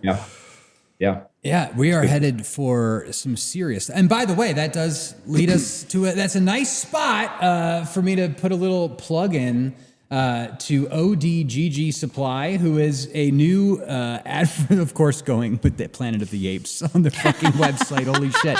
But ODGG Supply is now one of the proud sponsors of this program. They do have like a lot of stuff, especially their ape-approved gear. Which within the context, unrelated. Within the context of this conversation, sounds much worse than it is. But they've got all kinds of stuff, tents. They've got rucksacks. They've got equipment for being outside in the rain when you want to go shoot at the range. So anyway, if you're thinking about starting prepping, which I would, because this is going to lead to a serious crisis if not resolved. You don't want to be caught flat-footed. You do want to be prepped. You do want to have supplies. So go to odggsupply.com if that is your thing.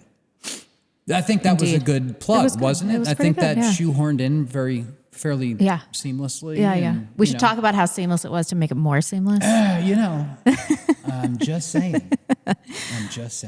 And look at where our money is going at the same time. Where's our money going? Foreign wars. It's going to, we're going to talk about the Venezuela thing in a second. It's going to Israel. It's going to Ukraine. Speaking of all of this stuff, this is another brief aside. We'll get more into this, I'm sure, when we talk about our other sponsor, atlasbullion.com/backlash. But I just found out the other day, and Cameron, I don't know if we've talked about this, so the United States, and I knew that we deployed 1/4 of all of our THAAD missile batteries to Israel to protect them during the 12-day war or whatever. So I think we all knew about that. But what I just found out yesterday that absolutely blows me away is that guess how long it's going to take for us to replenish the amount of missiles that we launched in 12 days. A decade. A decade. But China's not going to sell us the goods. But China's not going to sell us the stuff. I'm so smart. No, you do. You know what's going on. Mensa over here. We're frozen. I'm so sorry. We're frozen a little bit. We got to let this catch up. But yeah, you're right. 10 years that it's going to take for us to replenish that. And I don't actually know anything. Dave was telling me this at dinner. Oh, did I tell you this at last dinner? Oh, shit, son of a bitch. I'm actually retarded. Here I am thinking you were smart. But yeah, no, I mean, it's incredible. And so, yeah, the rare earth thing is going to be like a huge problem. Our military is going to be crippled. And so, add to that, this EBT snap thing. And if these cities start freaking out, and plus, over the past couple of months, because of the ICE raids, Antifa, the far left, they have had a lot of time to create these mutual aid networks and essentially use these ICE incursions as training. So if there is social unrest, these guys are going to be well prepared to take full advantage of it, which is, what the Bolsheviks were doing during the revolution in Russia. Mm-hmm. Sorry, I'm done now. That's okay. Let's talk Venezuela. Can you pull up 12, please? Yes, I can. I can pull up. The 10,000 U.S. troops now operating in the Caribbean were sent to interdict drug boats.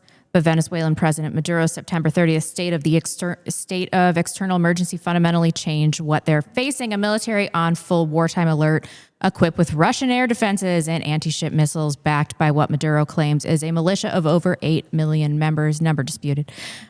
For American commanders, this means that every operation and incident now happens under the threat of Venezuelan retaliation, a situation the current force is not ready to handle. So we have been discussing this Venezuela thing because I listened to a Nick Fuentes segment a few days ago where he was talking about if I don't want to, mischaracterize what he said. He's like, well, I'm against regime change generally, but this may be for the benefit of the United States. I'm like, no regime change. Nobody is talking about what happens when we institute regime change. Historically, we've been really, really bad about it. And I think that the South American situation is far more complicated than any of us, except for Cameron, because he has an excellent Substack that he wrote about it. Realize, I think we have more interest there. I think that Rubio is probably at the helm there. Cameron, can you take a minute to discuss your Substack and to get into a little bit about what the real impetus is for our involvement in Venezuela? Well, I mean, as Dave said, right, if it takes you a decade to replenish Patriot battery missiles, what better time to start another war in Venezuela? Mm-hmm. I mean, obviously, great pretext to expand your proxy wars around the world. Look, as far as I can tell, what's happening in Venezuela is largely being driven by the Cuban lobby. So when we talk about this show and its purpose, what is the show really about? Why do we do this? Why does Rebecca say America awakens? Well, we use those terms because we are just now really beginning to process who's at the helm of power in our society, what our identity really is, because we've been so brainwashed, we've been so misled and lied to for the last 80 years, really since the end of World War II. And part of the answer to that question, part of what has frustrated our ability to implement policy that's in the national interest, without question, is Zionism, is the domination of the state, of the media by Jewish influence. But that's not the only influence. We also have rogue agencies like the CIA, which I'm going to get into in just a moment. But we also have the Cuban lobby. And it has been said that Donald Trump is a pay-for-play kind of president. And if you pay big bucks, and it seems like the Cuban lobby has, then you get results. And part of the result of that is that Marco Rubio is the Secretary of State and the acting National Security Advisor. And Marco Rubio, since he has been a senator, at the behest of the Cuban lobby.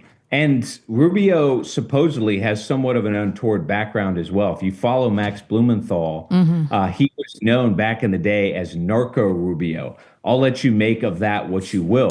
But Rubio has been pushing regime change in Venezuela since he's been a senator. Now, why is that? Why would the Cuban lobby want that? Well, some of that is a legacy of losing Cuba to Castro. So they sort of identify Maduro with Castro. But part of it is that this Latin American influence over our government is pivoting the United States more in the direction of Latin American affairs. And I say that in part because we just bailed out Argentina. So Malay's government, which is flailing, and Argentina is not exactly known for its financial rectitude. We have sent $20 billion down there to keep him afloat. I think we're going to send more money. At least that's what Scott Bessent, the Treasury Secretary, has said. And Bukele, the president of El Salvador, has become a household name in the United States because of his relationship with Donald Trump. All of this is to say that the Latin American penetration and influence in our government is very, very strong. And it appears as though they're throwing their weight behind some kind of a regime change in Venezuela. That's one. The second is this three-letter agency called the CIA. And the CIA is always up for regime change. And for those of you who know your history, over the last, since 1947, over the last 75 years or so, the CIA has launched a number of regime changes all over the world, but in particular in Latin America, one of which was in Chile, where under the direct direction of Henry Kissinger, they made sure that Allende was removed and replaced in a military coup in 1973. Now, some of the CIA brethren and others in the U.S. government believe that this is part of the mandate of the United States, as part of the Monroe Doctrine and the Roosevelt Corollary, that we, as the superpower in the Western Hemisphere, we can interdict as we see fit. Well, I'm here to tell you that Latin America collectively doesn't agree with that. And there's actually tremendous anti-Americanism that I would argue is feverish across Latin America today, directed at the United States, directed at white Americans in particular. Some of that is what's playing out on the streets in Los Angeles and Chicago as we speak, between Anglo-Americans, Americans like us, and Latinos who in general tend to be very nationalistic, especially Mexicans. And this has created a fault line inside the United States. That fault line is also playing a role in South America. Then you have the neoconservatives. And the neoconservatives are always up for a proxy war, and they want to counter Chinese penetration in South America. So the Chinese are actually building infrastructure, trade routes, supply chains, and negotiating trade deals across South America. So the neocons are upset about that. And their view is, well, we can create a proxy war against China and Venezuela the same way we have in Ukraine against Russia, and in the Middle East by proxy of Israel and Iran. You see how all of this puts itself together. The problem is all of those wars have cost us immensely. They've all blown up in our face. And it's almost certainly the case that that will happen in Venezuela as well. Why do I say that? Well, there are no good dictators in Venezuela. There are no good people down there per se that you're going to put in power arbitrarily that will exercise Venezuelan policies in a way that will benefit the United States directly. That is just a delusion. But that's only one of the problems. In addition to that, you have a country that is seemingly ungovernable, right? It's not just that you have narco cartels. It's not just that you have guerrillas. You also have terrain that's very mountainous, that's jungle, that's very difficult to control, logistically or otherwise. This is in part why you have these crime syndicates that run rampant all across the region. The issue for the United States is that we have a massive flow of drugs and people from south of the border to north of the border. But solving that problem has always been about dealing with Mexico. And Mexico has been our historic enemy. Remember that in the 19th century, in the 1800s, we fought basically two wars against Mexico. One was to establish the Republic of Texas in the 1830s, and then secondly was in the 1840s. And that war defined what this country would be. It demarcated the white civilization north of the Rio Grande and everything else in the south. And make no mistake, that demarcation is very clear when you go south of the border. So this is a mess. This is going to be a quagmire, and it's not clear to me at all how we are going to benefit from this, particularly at a time when we have a debt crisis, when we have wars in Eastern Europe, the Middle East, and we have what I think are the makings of a war between Mexico and the United States that's unfolding in the U.S. So add it all up, and this is what they would say in the military, and this is a technical term, a cluster fuck. And to think we could have spent that $20 billion feeding our massively obese black population. What a waste of money. That's right. Unbelievable.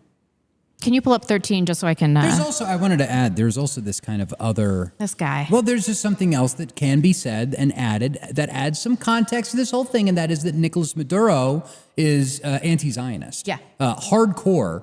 And I think that there is a very strong subtext to that, where the Israelis don't want to tolerate any governments out there that have any level of sympathy for what's going on in Gaza. Right. And so I think that adds... Because I mean, like, listen, very if it was just about drugs, why aren't we fucking invading China? Right. I mean, where's the fentanyl coming from? Like, I'm seeing neocons talk about, well, he actually is involved in some drug pen. I'm like, we've never given a shit about this before. And by the way, can somebody ask Gary Webb about the United States drug trafficking? I know. I mean, how about we go clean up Langley? I think they've got a bunch of coke dealers hanging out in Langley. These neocons act like we're so upstanding, our government is so upstanding that we're willing to root out drug problems based on our strong sense of morality or something. It's retarded. We don't do that without serious self-interest. Yes. Sorry, Cameron, I cut you off. Yeah, no, and I actually talked about this in my Substack as well, because the opposition leader, who it seems the CIA is getting behind as the prospective replacement for Maduro, is a woman named Maria Corina Machado. Now, Maria Corina Machado is actually a CIA familiar, as far as I can tell, who has been pushing for regime change in Venezuela for over 20 years, and part of her efforts were funded by the National Endowment for Democracy. She also has ties to the Israelis as well. So Dave is right on point in that regard. And this, again, raises real questions about what the hell we're doing.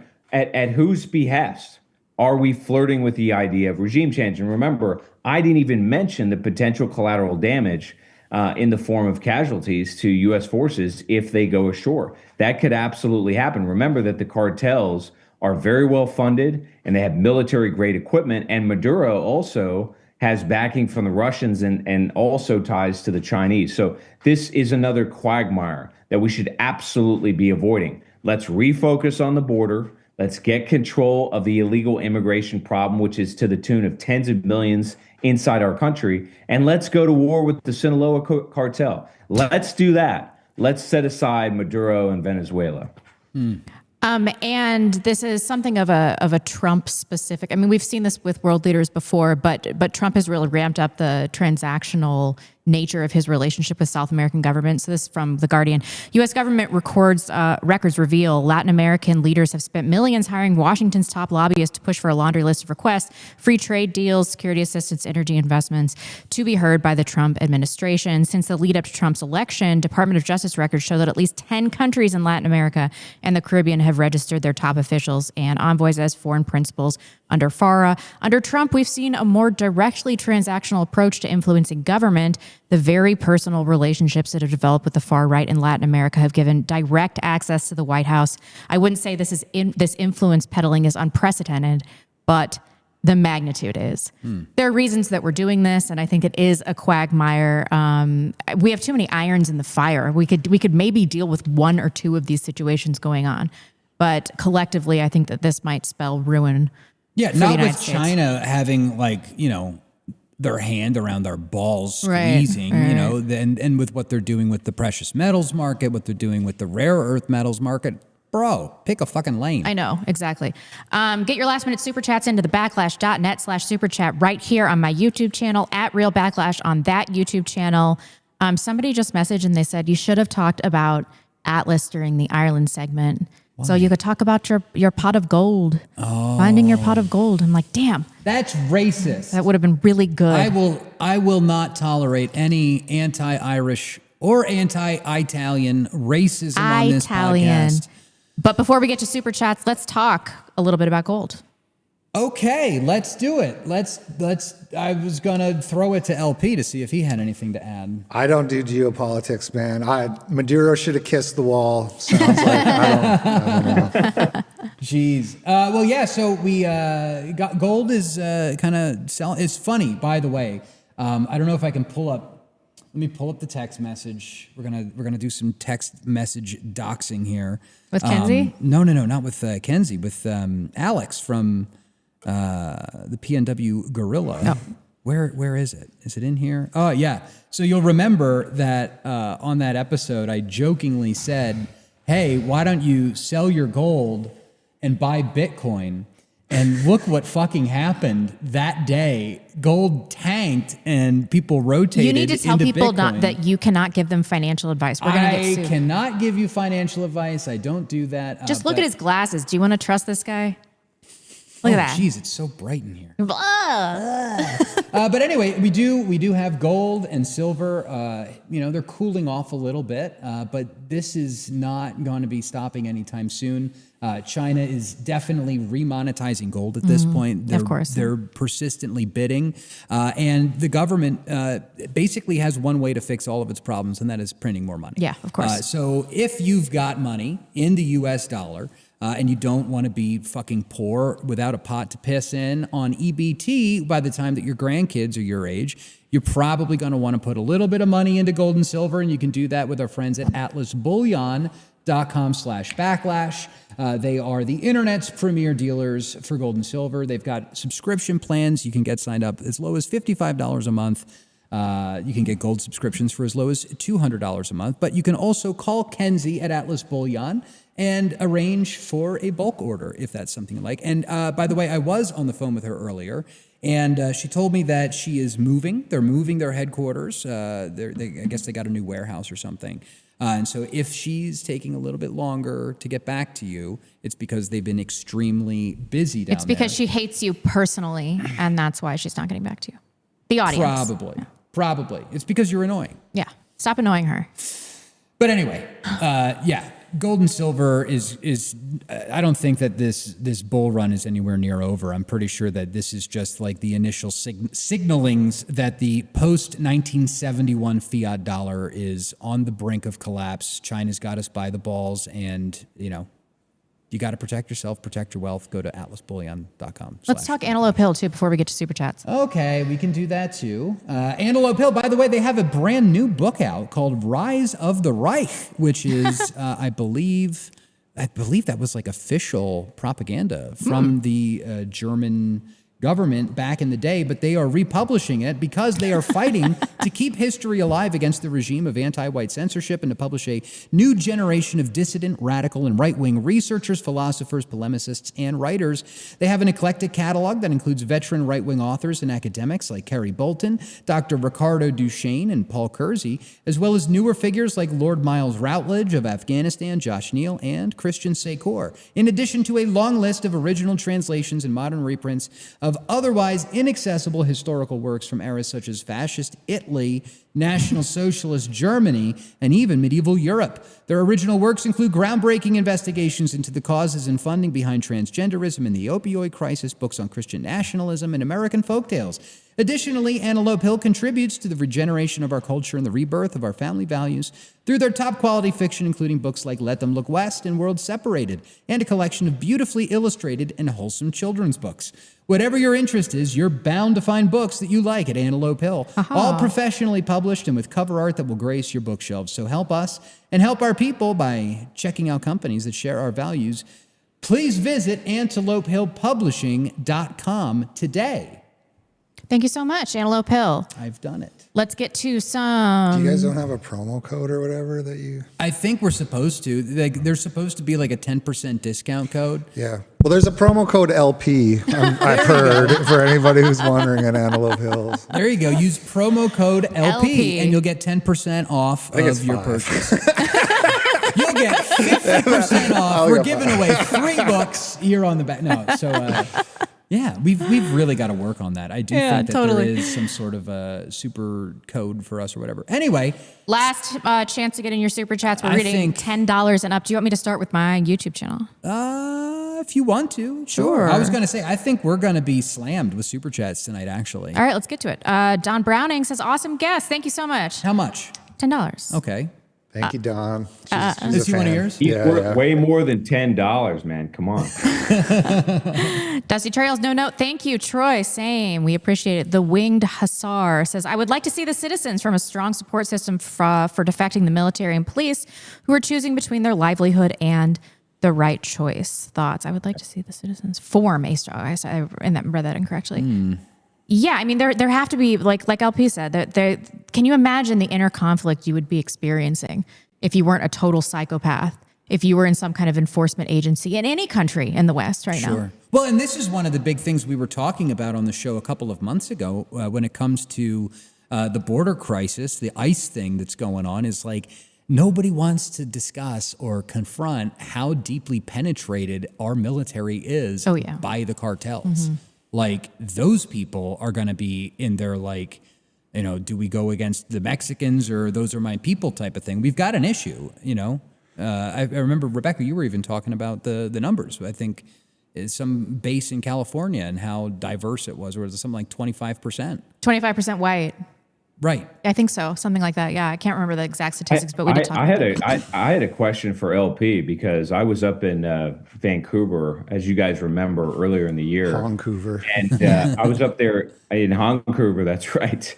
Boy, you ain't lying, man. It's and having lived in Hong Kong, it absolutely reminded me of that. But when I was up in Vancouver, I was at a investment conference, and a lot of the people who were there, they worked in the mining industry, and so they were from Saskatchewan. And I was surprised at the extent to which they were pretty savvy. I mean, a lot of them sounded exactly like us on this program. So I guess my question for you, LP, is up in Canada, and I know it's different province by province, coast by coast, but what do you think it's going to take to really push Canadians over the edge up there? You know, in other words, to get the police or the military to sort of side against the government. What do you think? I'll tell you, man, I'm not optimistic on that front. The people you talking to, are not the people I've been talking to. Everyone I know in Canada is a retarded shit lib. The boomers are completely a lost cause, like 100%. There's little pockets of people who know what's up, but it's just not the general trend. It's they're behind a lot of places. You know, to answer the super chat question, we need more organizing everywhere. We need more networking. It can be something as simple as the meetup that you guys are doing is like a good start. Yeah. To meet people in real life and start to network and stuff like that. I think some places are like more ahead, like Australia. They've been doing a lot of that. Canada, there are guys doing that. There's, I don't know if you guys know Ferryman and Jeremy Mackenzie. Like there are guys doing that, but I'm just, I don't know, man. It's, I don't know. Yeah. By the way, that meetup Monday at Prairie Pavilion in Coeur d'Alene. If you Google Las Brasas Tacos, it'll take you right there. Oh, it's Las Brasas? Yeah, they've got the best tacos, man. Yeah. So yeah, we'll be there at 5 p.m. until we close it down. All right. So just plugging that one more time. Make sure you come out, especially if you're in Lake Spokane. Please don't murder us. This is Thunderstorm. Fake left and right false dichotomy is collapsing under the pressures of reality as the so-called third position rises from former left, right, can't buy class, and will find themselves followed. Sorry, I'm waving at my daughter. Hi. Hi. That's true. The dichotomy is collapsing. Okay. Fake left, right, false dichotomy is collapsing under the pressures of reality as the so-called third position rises former left, right. The former left, right can't buy class and will find themselves followed. Is it my cadence? I think it's your cadence. Yeah. I think you need more practice. You haven't been doing this. Yeah, I've at least been doing this for a year. From Cat Respector, is it? cat respecter. We have a guy on my channel who sends these like he's having a stroke every time. Like he writes incoherent, something. yeah. We got a guy like that. Thank you for that, Thunderstorm. General Grievance. Can't watch live, but just wanted to say good morning. What does Where this the say? hell are you based that it's morning? I don't know. Russia? Isn't it China? a morning in London right now? India. No. It's morning in India right now. All right, this is Troy. It's morning. It's morning where I am. What are you talking about? Morning in Central Europe. Yeah, true. Troy says, seems like a psyop. Hard to believe EBT enjoyers are making plans for the future. That is true. They do have famously poor future orientation. That part of their brain just does not exist. All right, I'm good over here. I just wanted to say one thing about that last. I think I understood what he was saying about the third choice or something. There was a very compelling discussion. I frankly thought it was one of the more enlightening discussions I've seen in political theory, if you will, for a long, long time, between Alexander Dugin and Nick Land. I highly recommend everybody check that out. But what was remarkable about it is that both Nick Land and Alexander Dugin, and they have very different views and a very different sort of logical framework that informs that view. But both of them, so Dugin calls it the fourth political theory, and Nick Land calls it the summit. Both of them basically arrived at the same conclusion, namely that the structure of governance that we've experienced more or less since the Enlightenment, which obviously favors the sort of Whiggish, neoliberal, this sort of democratic welfare state that we've got, that system's over. That it's not so much that it's imploding, it is imploding, but that we are now entering into some kind of new political environment. Now, I have been talking about this since the inception of the podcast, right? I call it succession. But all of that is to say that what is very important for all of you to do is to sort of let go of the Ben Shapiro, Matt Walsh, Charlie Kirk framework, because it doesn't work anymore. It's broken, and we're going to have to reorganize politically. We're going to have to overhaul constitutional forms of government. That's more or less what Nick Land and Alexander Dugin were getting at. That's where we're headed. And that's what's unfolding. That's what's erupting in the street across the Western world. And I'll add one more thing to this. And Dave actually sent me this tweet, in part because we were talking about the collapse of the Fifth Republic, which is something we've been talking about for a long time on the show. It hasn't gotten much play in the United States, but a descendant of the Bourbon kings in France publicly has stated that he supports reinstituting the monarchy in France and putting an end to the Fifth Republic. Now, I'm not suggesting that that's exactly where they're going to go. But what I am saying is that this sort of legacy politics, as we understood it, that's over. And whether you call it succession or you call it the summit or the fourth political theory, this is the direction we are headed. And that is not the apocalypse for the West. It's not the end. It's going to be the emergence of something new. And what I think is going to happen is it will be the reaffirmation of Christendom in some way, shape, or form with some kind of new political structure or theory. That's where we're headed. So very enlightening question. And check out that debate between Nick Land and Alexander Dugin. I highly recommend it. Good Lord, look at that man. Oh, he's gorgeous. No homo. What a beautiful man. No That's homo. an aristocrat right there. Oh, yeah. Yeah, he is the direct, it is Louis Alphonse de Bourbon. He is the direct descendant of Saint Louis IX, who burned every single copy of the Talmud in Paris. Oh, wow. So I have some hope for France. Maybe they can pull their head out Yeah, of their that ass. guy should be leading an entire country. That Look at would that. be nice. Oh, wait, General Grievance, it was Good Morning Copers. That's my catchphrase for my okay, show. that makes more sense. Sorry about that. Very nice. Starting over on Entropy, I'm going to have to do a refresh because this thing, it was going and then it stopped. So anyway. Entropy sucks. It's wonderful, and I'm very thankful that we have it. I don't know what you're talking about. Queensboro Bridge Enjoyer sent $10.02. As a thought experiment, imagine Antifa defeats the U.S. government and takes power.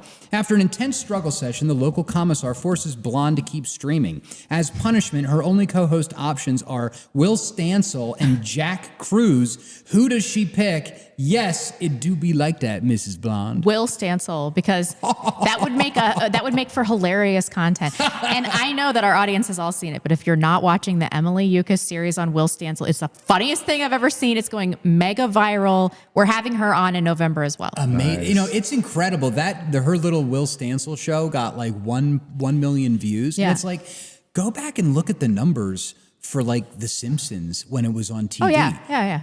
It's pulling just as many viewers as network TV shows that had like a huge staff, a promotion marketing department. She spent like $137 on Sora AI. Emily Yukas is also Mensa. Is she? Yeah. Based. Jinx. I love Emily. Oh, I'd great. be a little bit careful about comparing Twitter impressions to actual TV ratings. Right. But still, we love Will Stansel. Nevertheless, it do be like It's a high IQ point there. Yes, it do be high like IQ that. point. Unreconstructed Yeoman sent $10. Cameron, right is an irrelevant term. We are becoming. We are white nationalist. Dave, look at my based spaghetti nigger in the mainstream Republican politics who's clearly more North African than he is Italian. Say based things off camera and then resign for it.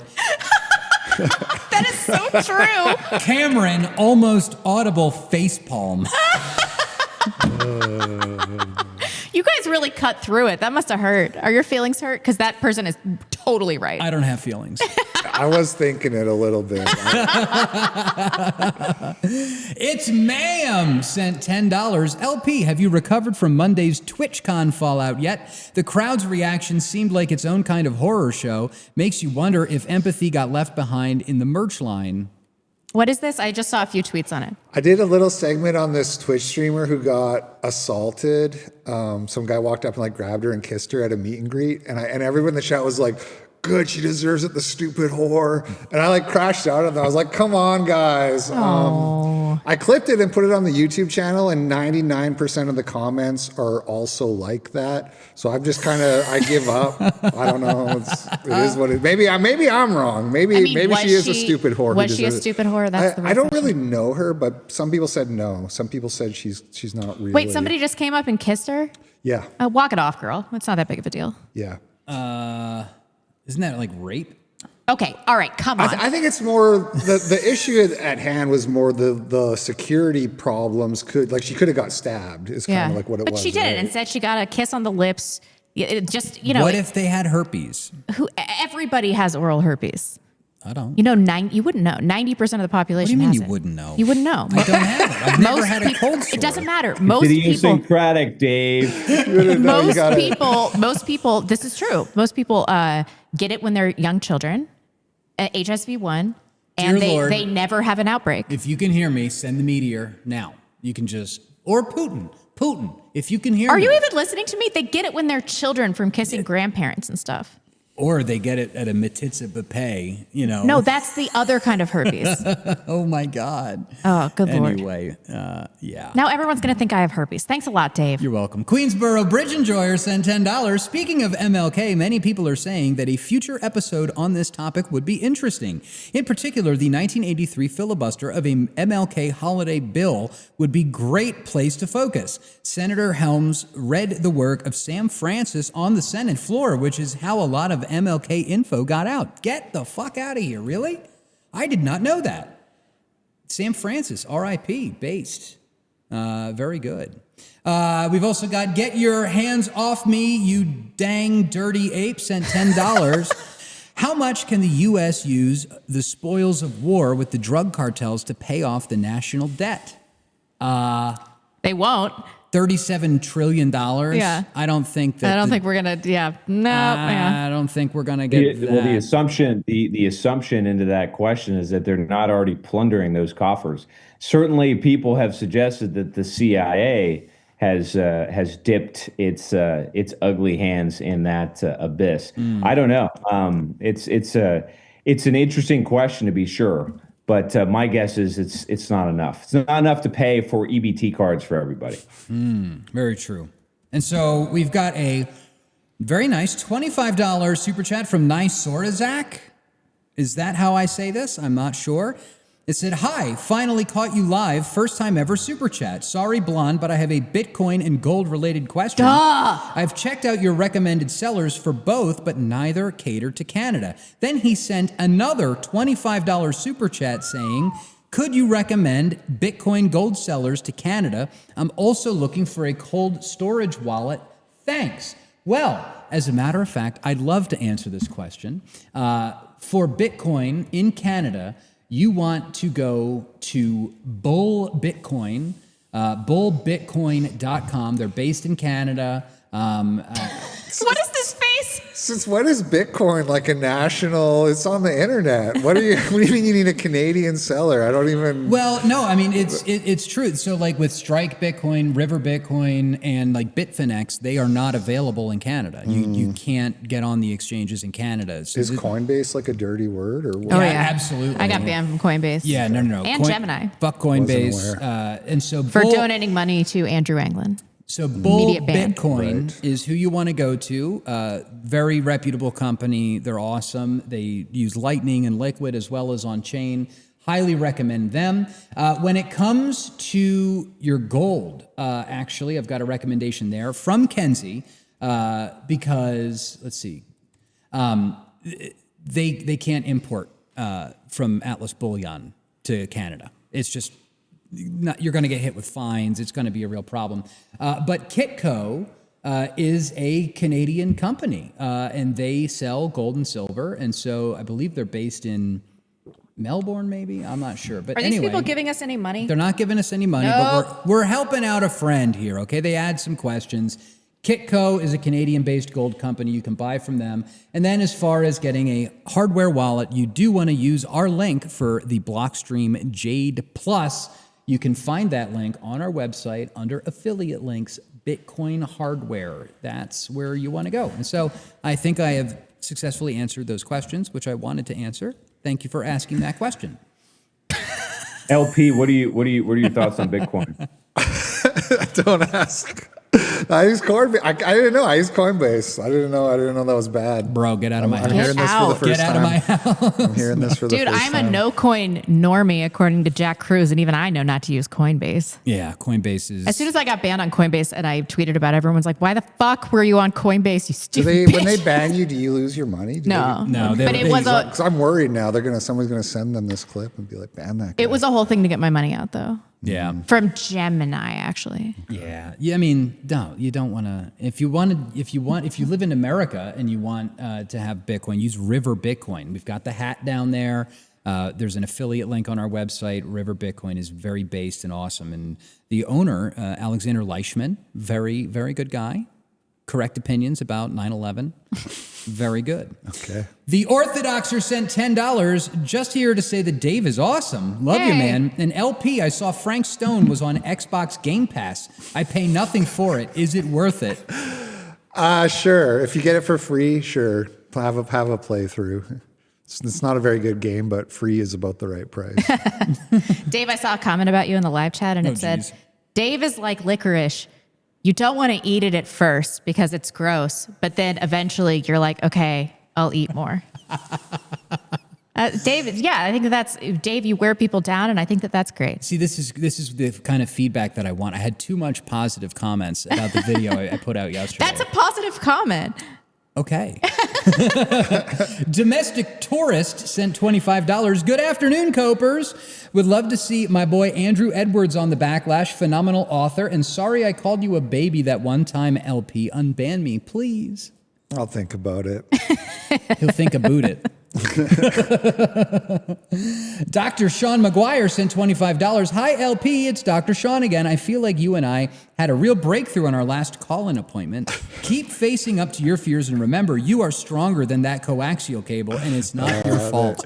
I told them last night. This is like a meme. I was telling them at dinner. Yeah. Holy shit. Thank you for that. That your dad used to beat you with coax It happened. cable. That was a one-time thing. That was a one-time. Didn't you say you deserved it, though? No, I never said that. I definitely did not. Oh my gosh. And here's the question we've all been waiting for, friends. It's Book Track Grooves who sent $10. I, hypocrite, have you ever ridden a horse? I have when I was younger. It's been a long time, but yes, actually, my uncle and my aunt and uncle had a farm, and they had horses. And he's also a bass player, a jazz player. My uncle at the farmer, so they're pretty cool. And then I think I've been to like one of those like places where you go on the trail, you pay to go on a horse ride or whatever one time too. So yes, technically. Nice. Well, that's good. Riding a horse is good. The rest of the super chat says Norway swept Israel aside 5-0 as Haaland scores hat trick in soccer. Rebecca, make some Irish stew for the guys. Okay. 1010 would approve. Well, I mean, it's just regular stew and you put Guinness in it, right? I guess. We're definitely getting into that. My wife has been making stews recently. It's stew season. It is stew season. Oh, I love it. Ortho Bro sent $10. I'm jealous of LP being a high IQ American. I wish I could pledge allegiance to an Israel-first ghetto-ridden nation. Mensa doesn't check if you know how to use a computer or if you have a floppy mic stand. Why are you guys so mean? First of all, something people like to do is impersonate other people with power chat, and so like that might not even be the real Orthodoxers. People are like trying to get me mad at him. But I have noticed though, because I have a $3 minimum, and Orthodoxer always sends $3 super chats to me. Maybe I need to raise it to 10. You should. If he's willing to do that, maybe I've been selling myself short. Yeah, I think so. That's funny. You've got a good crowd. You've got a good crowd. I do. Robert sent $50. Thank you for the big super chat. Blonde, say the word pagan or vague. Do I detect an accent? Even the newly minted genius American Chad sounds pure. Are you telling me I survived a simp duel for a foreign spy? I slapped a nigga in the face with a glove, for God's sake. Great guess. Okay, it's a Midwestern thing. I have been told I say pagan, bagel, and veg. Weird. Yeah. I don't know what to tell you. I grew up in St. Louis. Bagel. It's a bagel. Bagel. Bagel. Bagel. Wrong. I don't know what to tell you here. I can't do it the correct way. However, they use Midwestern American dialects to teach people English in foreign countries because apparently it is the purest of all the dialects. I don't want to hear it from you, you filthy wop. Hey, listen. I'm just saying, it's not the right one. No chuckles from you, you mick. Both of you, get out of here. He's a dual citizen. I'm mostly Anglo, okay. Whatever. Cameron is the only person that is racially pure enough to be on this show. Post 23andMe results immediately. Lyndon Perry's a pretty Anglo name. That's true. My grandpa on my mom's side, he absconded with he had an affair with an Irish woman and got her pregnant. And he wrote in his memoirs that the fact that she was Irish was like more of a scandal than the fact that he had an affair and got her pregnant. Was he married? Yes. Aww. And then he had, they had some money, but he was like disowned and he had to come to Canada and start over completely. That's your family's origin story? That's on my mom's side. Yeah. Oh, I mean, listen, Mom, Dad, I know you're watching. Correct me if I'm wrong, but wasn't your marriage considered interracial in 1976? You know, an Irish guy getting married to an Italian guy was kind of a no-no. Yeah. If memory serves. I wasn't around back then, but they were. They would know. You weren't? Send me a text. I don't know. Dave, shut up. Shut up about it. Okay. Hamilton 88 sent $10. Love all of you guys. LP, always hilarious. Cameron, always right. Have you guys seen that Murdoch is doing a new AMA? We have the motion. White unity at every opportunity, not one step back. Oh, man, if we got more Stancil and Bro, imagine Murdoch. a Will Stancil crossover show. That would be stellar. Emily Yukas, can you make that happen? Bro, that'd be funny. I love Murdoch. I'm stoked about the fact that they're still around in any capacity at all. And we have no idea who they are. I think they had pretty good OPSEC. Yeah. So funny. What if we found out it was actually Emily Yukas? What if we found out it was like an Indian? Oh, no. Don't ruin my the day. Ultimate irony. Vlad sent $10. Rioting does nothing. They will riot for the weekend, then the government shuts down till it passes. Then it's back to the African Arab rapists and their handlers opening the gates. Until the IRA gets back to it, there will be more of the same. Well, listen, I think rioting does a little bit. I mean, at least it did in America when the George Floyd riot. You can't help it. That just came out of you. Stop it. I'm not even drinking. I don't know. I think rioting has an impact for sure.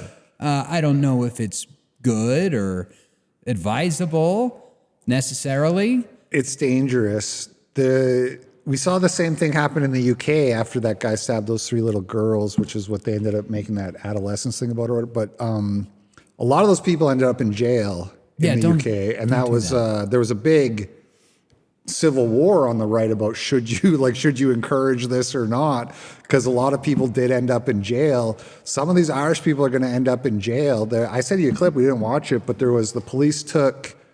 there's a citizen journalist, a guy with a phone was taking footage, and the police came up and confiscated his devices. This one? No, that was Ezra Levant. Yeah, presumably This one? that one. Yeah, presumably they want to look through the footage for people to arrest, right? Yeah, here, let's take a look at this We're clip. standing up, Irish people standing up for...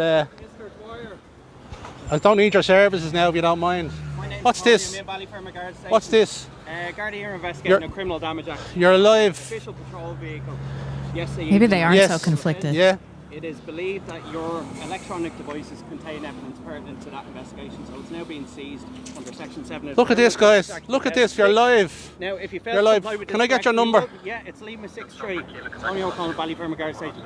If you fail to comply with my order, you will be arrested for an offence. Do you need to get a warrant for that? No, I don't. You don't? Section 19 of the Criminal Justice Public Order Act. You will be arrested. No warrant. Unless you surrender that device now. I'll be arrested if I think. You'll be arrested for. Can I ring my solicitor? You can ring if you fail to comply with the direction. You'll be arrested, and you can make a phone call from the station. Here we go. Here we go. It's now being seized. Sorry. Okay. Sorry. Thank you very much. Good Lord. So Thank you. I love the optics of rioting in the sense that it sends a message that I fully support, but it's a dangerous game. Yeah. Yeah. If you have women, children, maybe not. Maybe this is like a young man's game or something. I don't know. It's a tough call. Well, I would say, so Robert Cialdini, who's a guy I mention all the time, he wrote Influence, Persuasion. I highly recommend his books. He says, and he's right, what's focal is not what's causal. This is not about the protests, right? The protests historically don't work, which I think is the point that you guys are making. For the most part, that's true.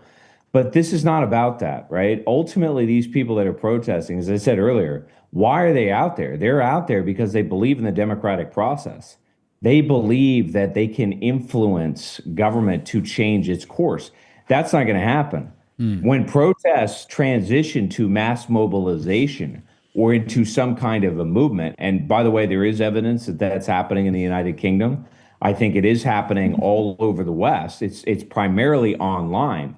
But that doesn't make it, impotent. It doesn't make it any less powerful. But it hasn't gotten to that next stage yet, in part because there's still some degree of residual trust in the government. However, as these protests continue and nothing does change, and the underlying causes only get worse, and we know that they will, right? There's still migrants coming into the United Kingdom and Ireland. There will be a lot more violence against Irish people, against English, so forth and so on. There will be more rape gangs, so forth and so on.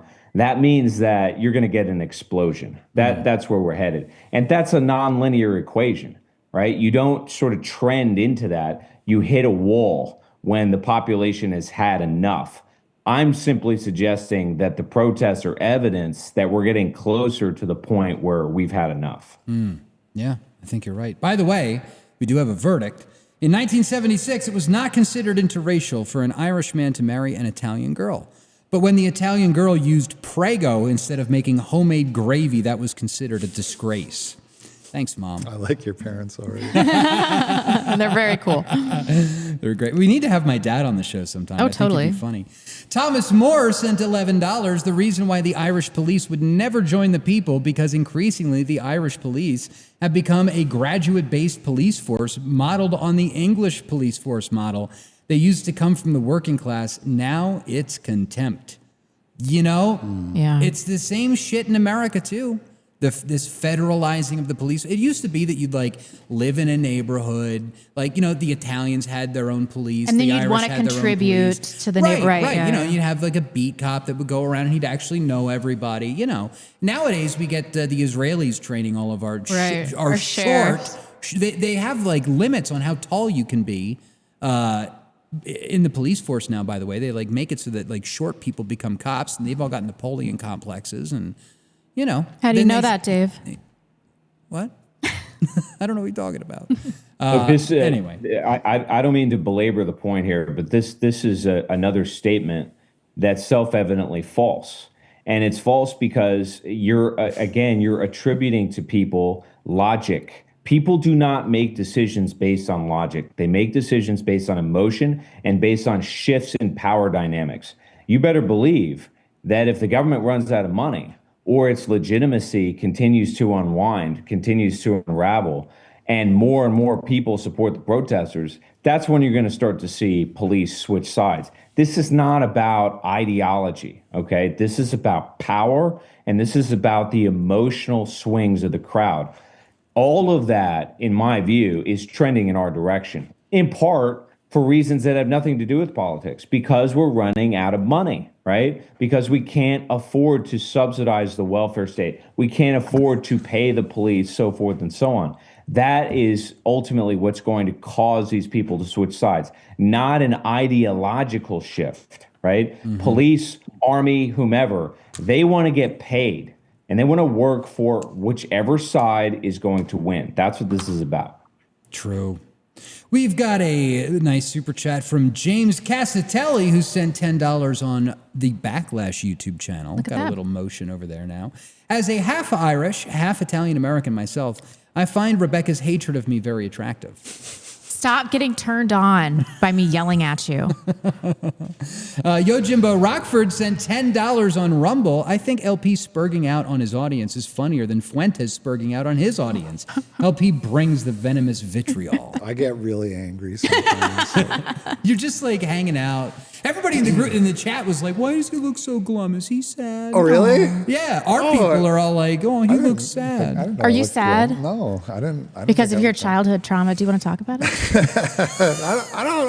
I reject the accusations, the allegations. I'm not sad at all. But yeah, like once every 6 weeks, I just fucking lose it, and I just start screaming at my chat. That's funny. Let's see. Thomas Moore sent $11. Interesting that IH mentioned the grooming gangs as the Labor Party is virtually imploding because each successive report is finding it increasingly difficult to avoid an ethnic element, and ministers can't choose between PC and reality. Yeah. Thomas Moore, I'm liking your super chats tonight. Speaking of berating your audience, like this guy usually gets into arguments with us, and we go like back and forth at the very end of the show. Which is great because you just keep sending money. He keeps sending us money, which we appreciate so much. But tonight we're on the same page. I'm really look. See, there it is. There it is. We got one more. Jamal sent $10. It do be like that, Mr. Stansel. we actually it do be like that sometimes. We've got a. He sent in the super chat as I was reading. So hold on, we gotta. See, there it is. Boom, Jamal, $10. Yo Jimbo Rockford sent $15. Really enjoyed the special episode on dispensationalism, Dave. Y'all articulated the case better than I do and gave me lots of food for thought. Great work. You're welcome. You guys need to go back to berating him. It's disrupting the dynamic of the show. You have no idea. My ego is just... no. Radicalized by Reality sent $50. Whoa.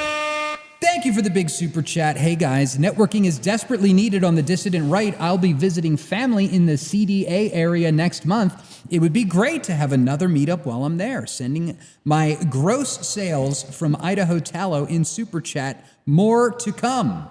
I don't understand what that means. Sending my gross sales from Idaho. He's just been buying from Idaho Tallow a bunch. Yeah, sure. Shoot us an email. Absolutely. Info@thebacklash.net if you want to get in touch with us offline or online or whatever the heck. And if you want to send us some snail mail, by the way, you know, some people like to do that. You can put a check in the mail and send it to P.O. Box 853, Post Falls, Idaho 83877.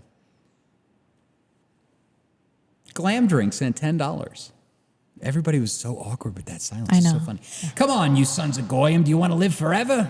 Is that from Starship Troopers? That's Murdoch. That's funny. But originally from Starship Troopers. Appropriate. Yep. Actually, it's from Conan.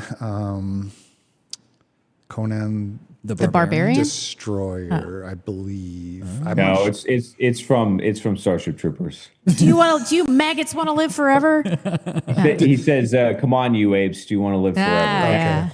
I think that comes from the army because Heinlein was in the army during the Second War. I think that's where it comes from. They definitely say, "Do you want to live forever?" in Conan. Or I think the line is, "Do you really want to live forever?" Got it. Nice. Good super chat. Good. That is that. I think. Yeah, I think I know what you're talking about. The first Conan, though, aren't you? where he's almost struck down. Anyway, whatever. It doesn't matter. I think you're right. All right. Moving on from the pop culture references, look at how beautiful the sunset has been in here, by the way. It's very nice. Book Track Roof sent $10. Money must defeat money. I'll try to help these Irish parties and do your research and pray about it. I, Hypocrite, get the aristocratic utensil on your show. I know the aristocratic utensil. Yeah. I don't. Oh, we should get him on here. We'll make it happen. Every man watching this show, by the way, now that you mentioned Conan, needs to watch at least the first 10 minutes of that film. It's like the most masculine, testosterone-driven 10 minutes you'll ever see. Go watch it. Nice. We'll have to do that. By the way, I just learned this at dinner the other night with the PNW Gorilla. Apparently, putting yourself, like going out with other men and putting yourself into a competitive situation raises your testosterone. I told you that. Yeah, you told me. Yeah, that I is didn't correct. believe it. That's incredible. Yes. It's true. Because competitive environments mimic sexual competition, like beating out other men for sex with As fertile opposed to women. beating off other men. That is correct. Okay. Yeah. You don't want to do the latter. No, that won't raise your testosterone as No. far as I know. Yeah. Definitely not. Thomas Moore sent $11 for all of Hollywood's left-leaning. How come not a single Hollywood film depicts the brutality of the U.S. military during the mid-19th century? Cam brought up the war against Mexico, but there was war against the Comanche, too. I would submit that the brutality was not one-sided, right? Actually, there were a lot of films made about the Indian Wars. A lot of them. Northwest Passage is an example if you go back and watch that film. But a lot of the John Wayne films were about the Apaches, and the Apaches were brutal. They were some of the most vicious people we've ever fought. And I would add, you hear this a lot from the left, right? They try to fetishize Native Americans and pretend as though these people were sort of like the originals. The fact of the matter is, we defined our identity as people beginning with King Philip's War, which happened in the 17th century, in which basically the New England colonies had to defend themselves against the Iroquois nation and among other Amerindian groups. We have defined ourselves by conquering and defeating extremely barbaric, cruel, and hostile peoples that originally occupied North America. This notion that these people were living in some kind of a utopia is absolutely absurd. And the historic evidence substantiating my claim is actually pretty well drawn. We have a lot of archaeological evidence that suggests cannibalism, slavery, of a very large scale, Human especially sacrifice. south down Mesoamerica. So this is a total myth. It's actually very common in Canada too. I know LP. I'm sure you're Human well versed. sacrifice? Everybody apologizes for the Amerindians in Canada. Yeah. and it's And I've definitely seen like depictions in television and film more modern than the John Wayne stuff, where it is showing kind of like, oh, the white man was so cruel to the Indians. And I hate it. I roll my eyes when I see that. Yeah. So I can't think of any good examples off the top of my head, but they definitely have done that. Devin Stack made a good stream about this a few months ago. Dances with Wolves. The whole point of that film, basically to illustrate the brutality of white Europeans against the peaceful indigenous. And like I said, that's not an accurate picture. In Last of the Mohicans, they did have that burning at the stake scene. Yeah. They showed some of the brutality of the Indians. What was that American, there was that movie, or it was like a little mini series on Netflix about, You know what I'm talking about? American Primeval. Yeah, that one's actually kind of not bad. Yeah, but I mean, it turned out that it wasn't actually Indians. It was Mormons dressed up as Indians taking scalps. Yes, but they did show the Indians being savages too. Yeah, I kind of like that one. It was just kind of fun to watch because it was so violent. Yeah, we love the Mormons. We got a lot of Mormon viewers. My neighbors are all Mormon. We love our Mormons. Hey, Kai. Hey, Kai. What's up? Sam Parker, Oh, too. yeah, Sam Parker, Gonna out yeah.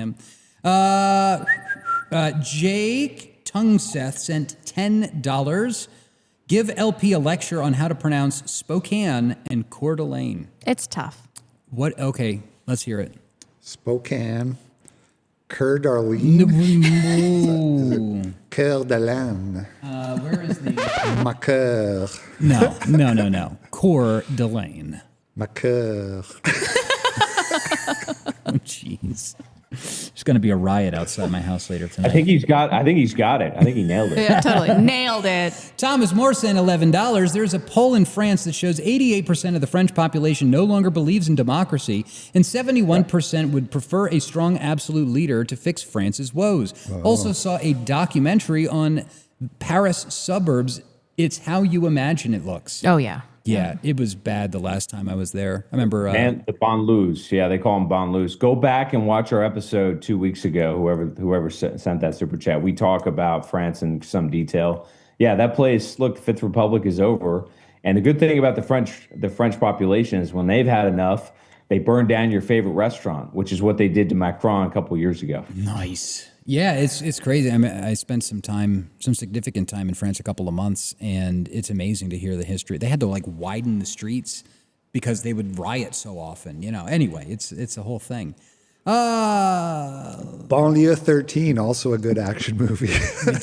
We did that. Poland, France, we did that. The Orthodoxer sent $10. LP, I just found out my 17, soon to be 18-year-old virgin ortho trad wife has been cheating on me with a far-right influencer, Ortho Chud Maxer. Yeah. Am I cooked? That's definitely not the Orthodoxer. You're cooked and chopped and it's over, buddy. Bro, chopped.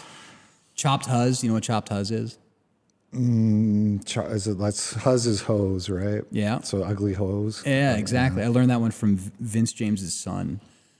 Chopped huzz. The kids, they're going to be okay. It'll be fine. Plainly based person sent $10. What is Fuentes' ideology? Is he tradcath? If so, that means brownoids win. Fuck you. I'm finding Nick to be a disingenuous subversive who will not help the white race. He even seems to be fine with certain Jews as well. Best of luck, Groypers and followers. First of all, Nick is not a tradcath. He's just Catholic. And his ideology is America first. And this is a totally disingenuous argument that was paid for by a Jew. So thank you for I had that exact same super chat yesterday on my show. Because it's a legitimate question. It's not a question. We need to talk about more, about universalism in Catholicism. I mean, it's a problem. True. You need to go back and watch the podcast that I did yesterday. Maybe you'll learn something. EMJ, for all of his faults. EMJ is senile. Can you let me get a word in? We need to have American reform on the channel. What about the Pope? If yeah, not what about EMJ? Come on. La la la la. Listen, EMJ is an expert on Catholicism. He is. He's chopped. Yes, I know. But it could be argued that his analysis of Catholicism is pure. No, it's not. American Reform has done all the legwork. He's got the documents. Go follow American Reform on X. He's got a Substack. He's got all the documents. Everybody's wrong. He's right. Go listen to American Reformer. That's all I have to say. I'll pull him up on the screen too. Let's see. American. I am ready for race first Catholicism. Yeah, How do we do that? Go read American Reform, okay? It's americanreform.substack.com. He does nothing but, if you go to his media, all he does is post these quotes one after another about Zionism, about racism, and, he lays it out. So you got to go follow American Reform. Anybody telling you that Catholicism is gay and brown is dumb. So anyway. Tiger Shark sent $25. We Europeans in the USA must collectivize fast. What a challenge. Further, more Americans need to get out of the dollar, yet they are so hard to convince. You guys are heroes on the front lines. LP, good to see you. Hail our people. We are heroes. Thank you. Did they call you a Mensa Chad, LP? Did I hear? Somebody might have. I mean, I am I in think- Mensa, I think so it would be I think you technically should copyright correct. that one. Mensa Chad. I like it. Based. When is Mensa going to get tagged as like an extremist organization for just like having smart people? I joined because I saw Sam Hyde do it, and I thought, man, that'd be such a good flex for when people call me retarded on the internet. Have you seen my Mensa membership? I literally keep my card on my desk for when if it's somebody in the chat, I say like, hey buddy, you got one of these? That's not good. so fast. Thomas Morrison, $11. Reply to Cam. The 20th century is defined by the fear of one class falling into another. It overrides hunger. It overrides money. It's why the university graduate police officers would sooner kill WC civilians if they aren't paid rather than join. What's a WC civilian? White Christian? Oh, yeah, okay. That makes sense. We've got a few. The Marxists gave it a shot in the 19th century. They tried to mobilize by class. Didn't work. Took nationalism. Yeah. Nationalism it's the ethnos. It's your identity. It transcends politics and is the most powerful political force there is. Classism hasn't worked all that well because it is so inferior to national identity. So it's actually the opposite. Based. Thomas Morrison, another $11. I was actually talking about in reference to the mid-century Western.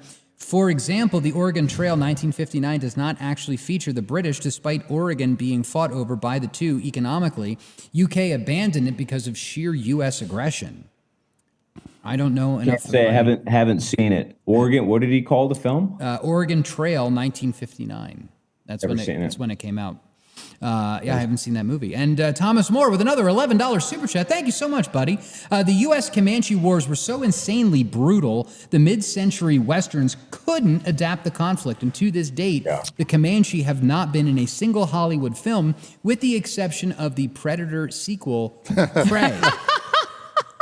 That's good. See, I will just say that probably the greatest Western ever made is called The Searchers. It's another John Ford film, and it does go in depth about what happened to white people who were kidnapped and captured by Indians, and what exactly happened. A lot of them became savages, and they never came back.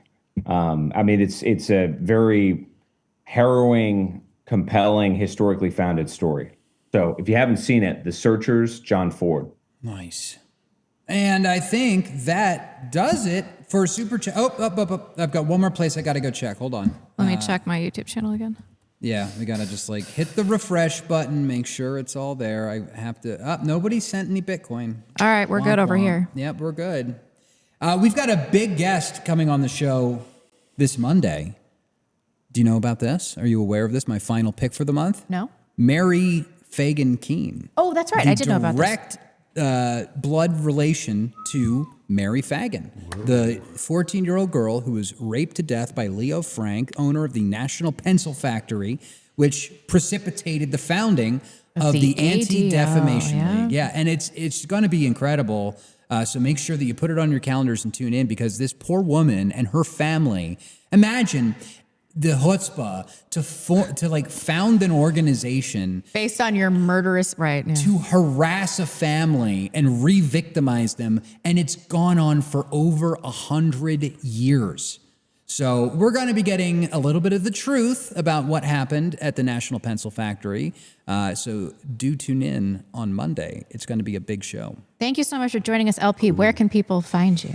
I'm a hypocrite on Twitter. If you're on Twitter, you probably have seen me. Probably have me blocked if you're on Twitter. And I do a show on YouTube called The Daily Cope, so you can look that up or go to like my link space there on the Twitter account, and it's all there. I Hypocrite, Daily Cope, LP Original G. Nice. All right, cool. It was so fun to have you on. Thank you for joining us, Cameron, Dave, LP. We will see you on Monday.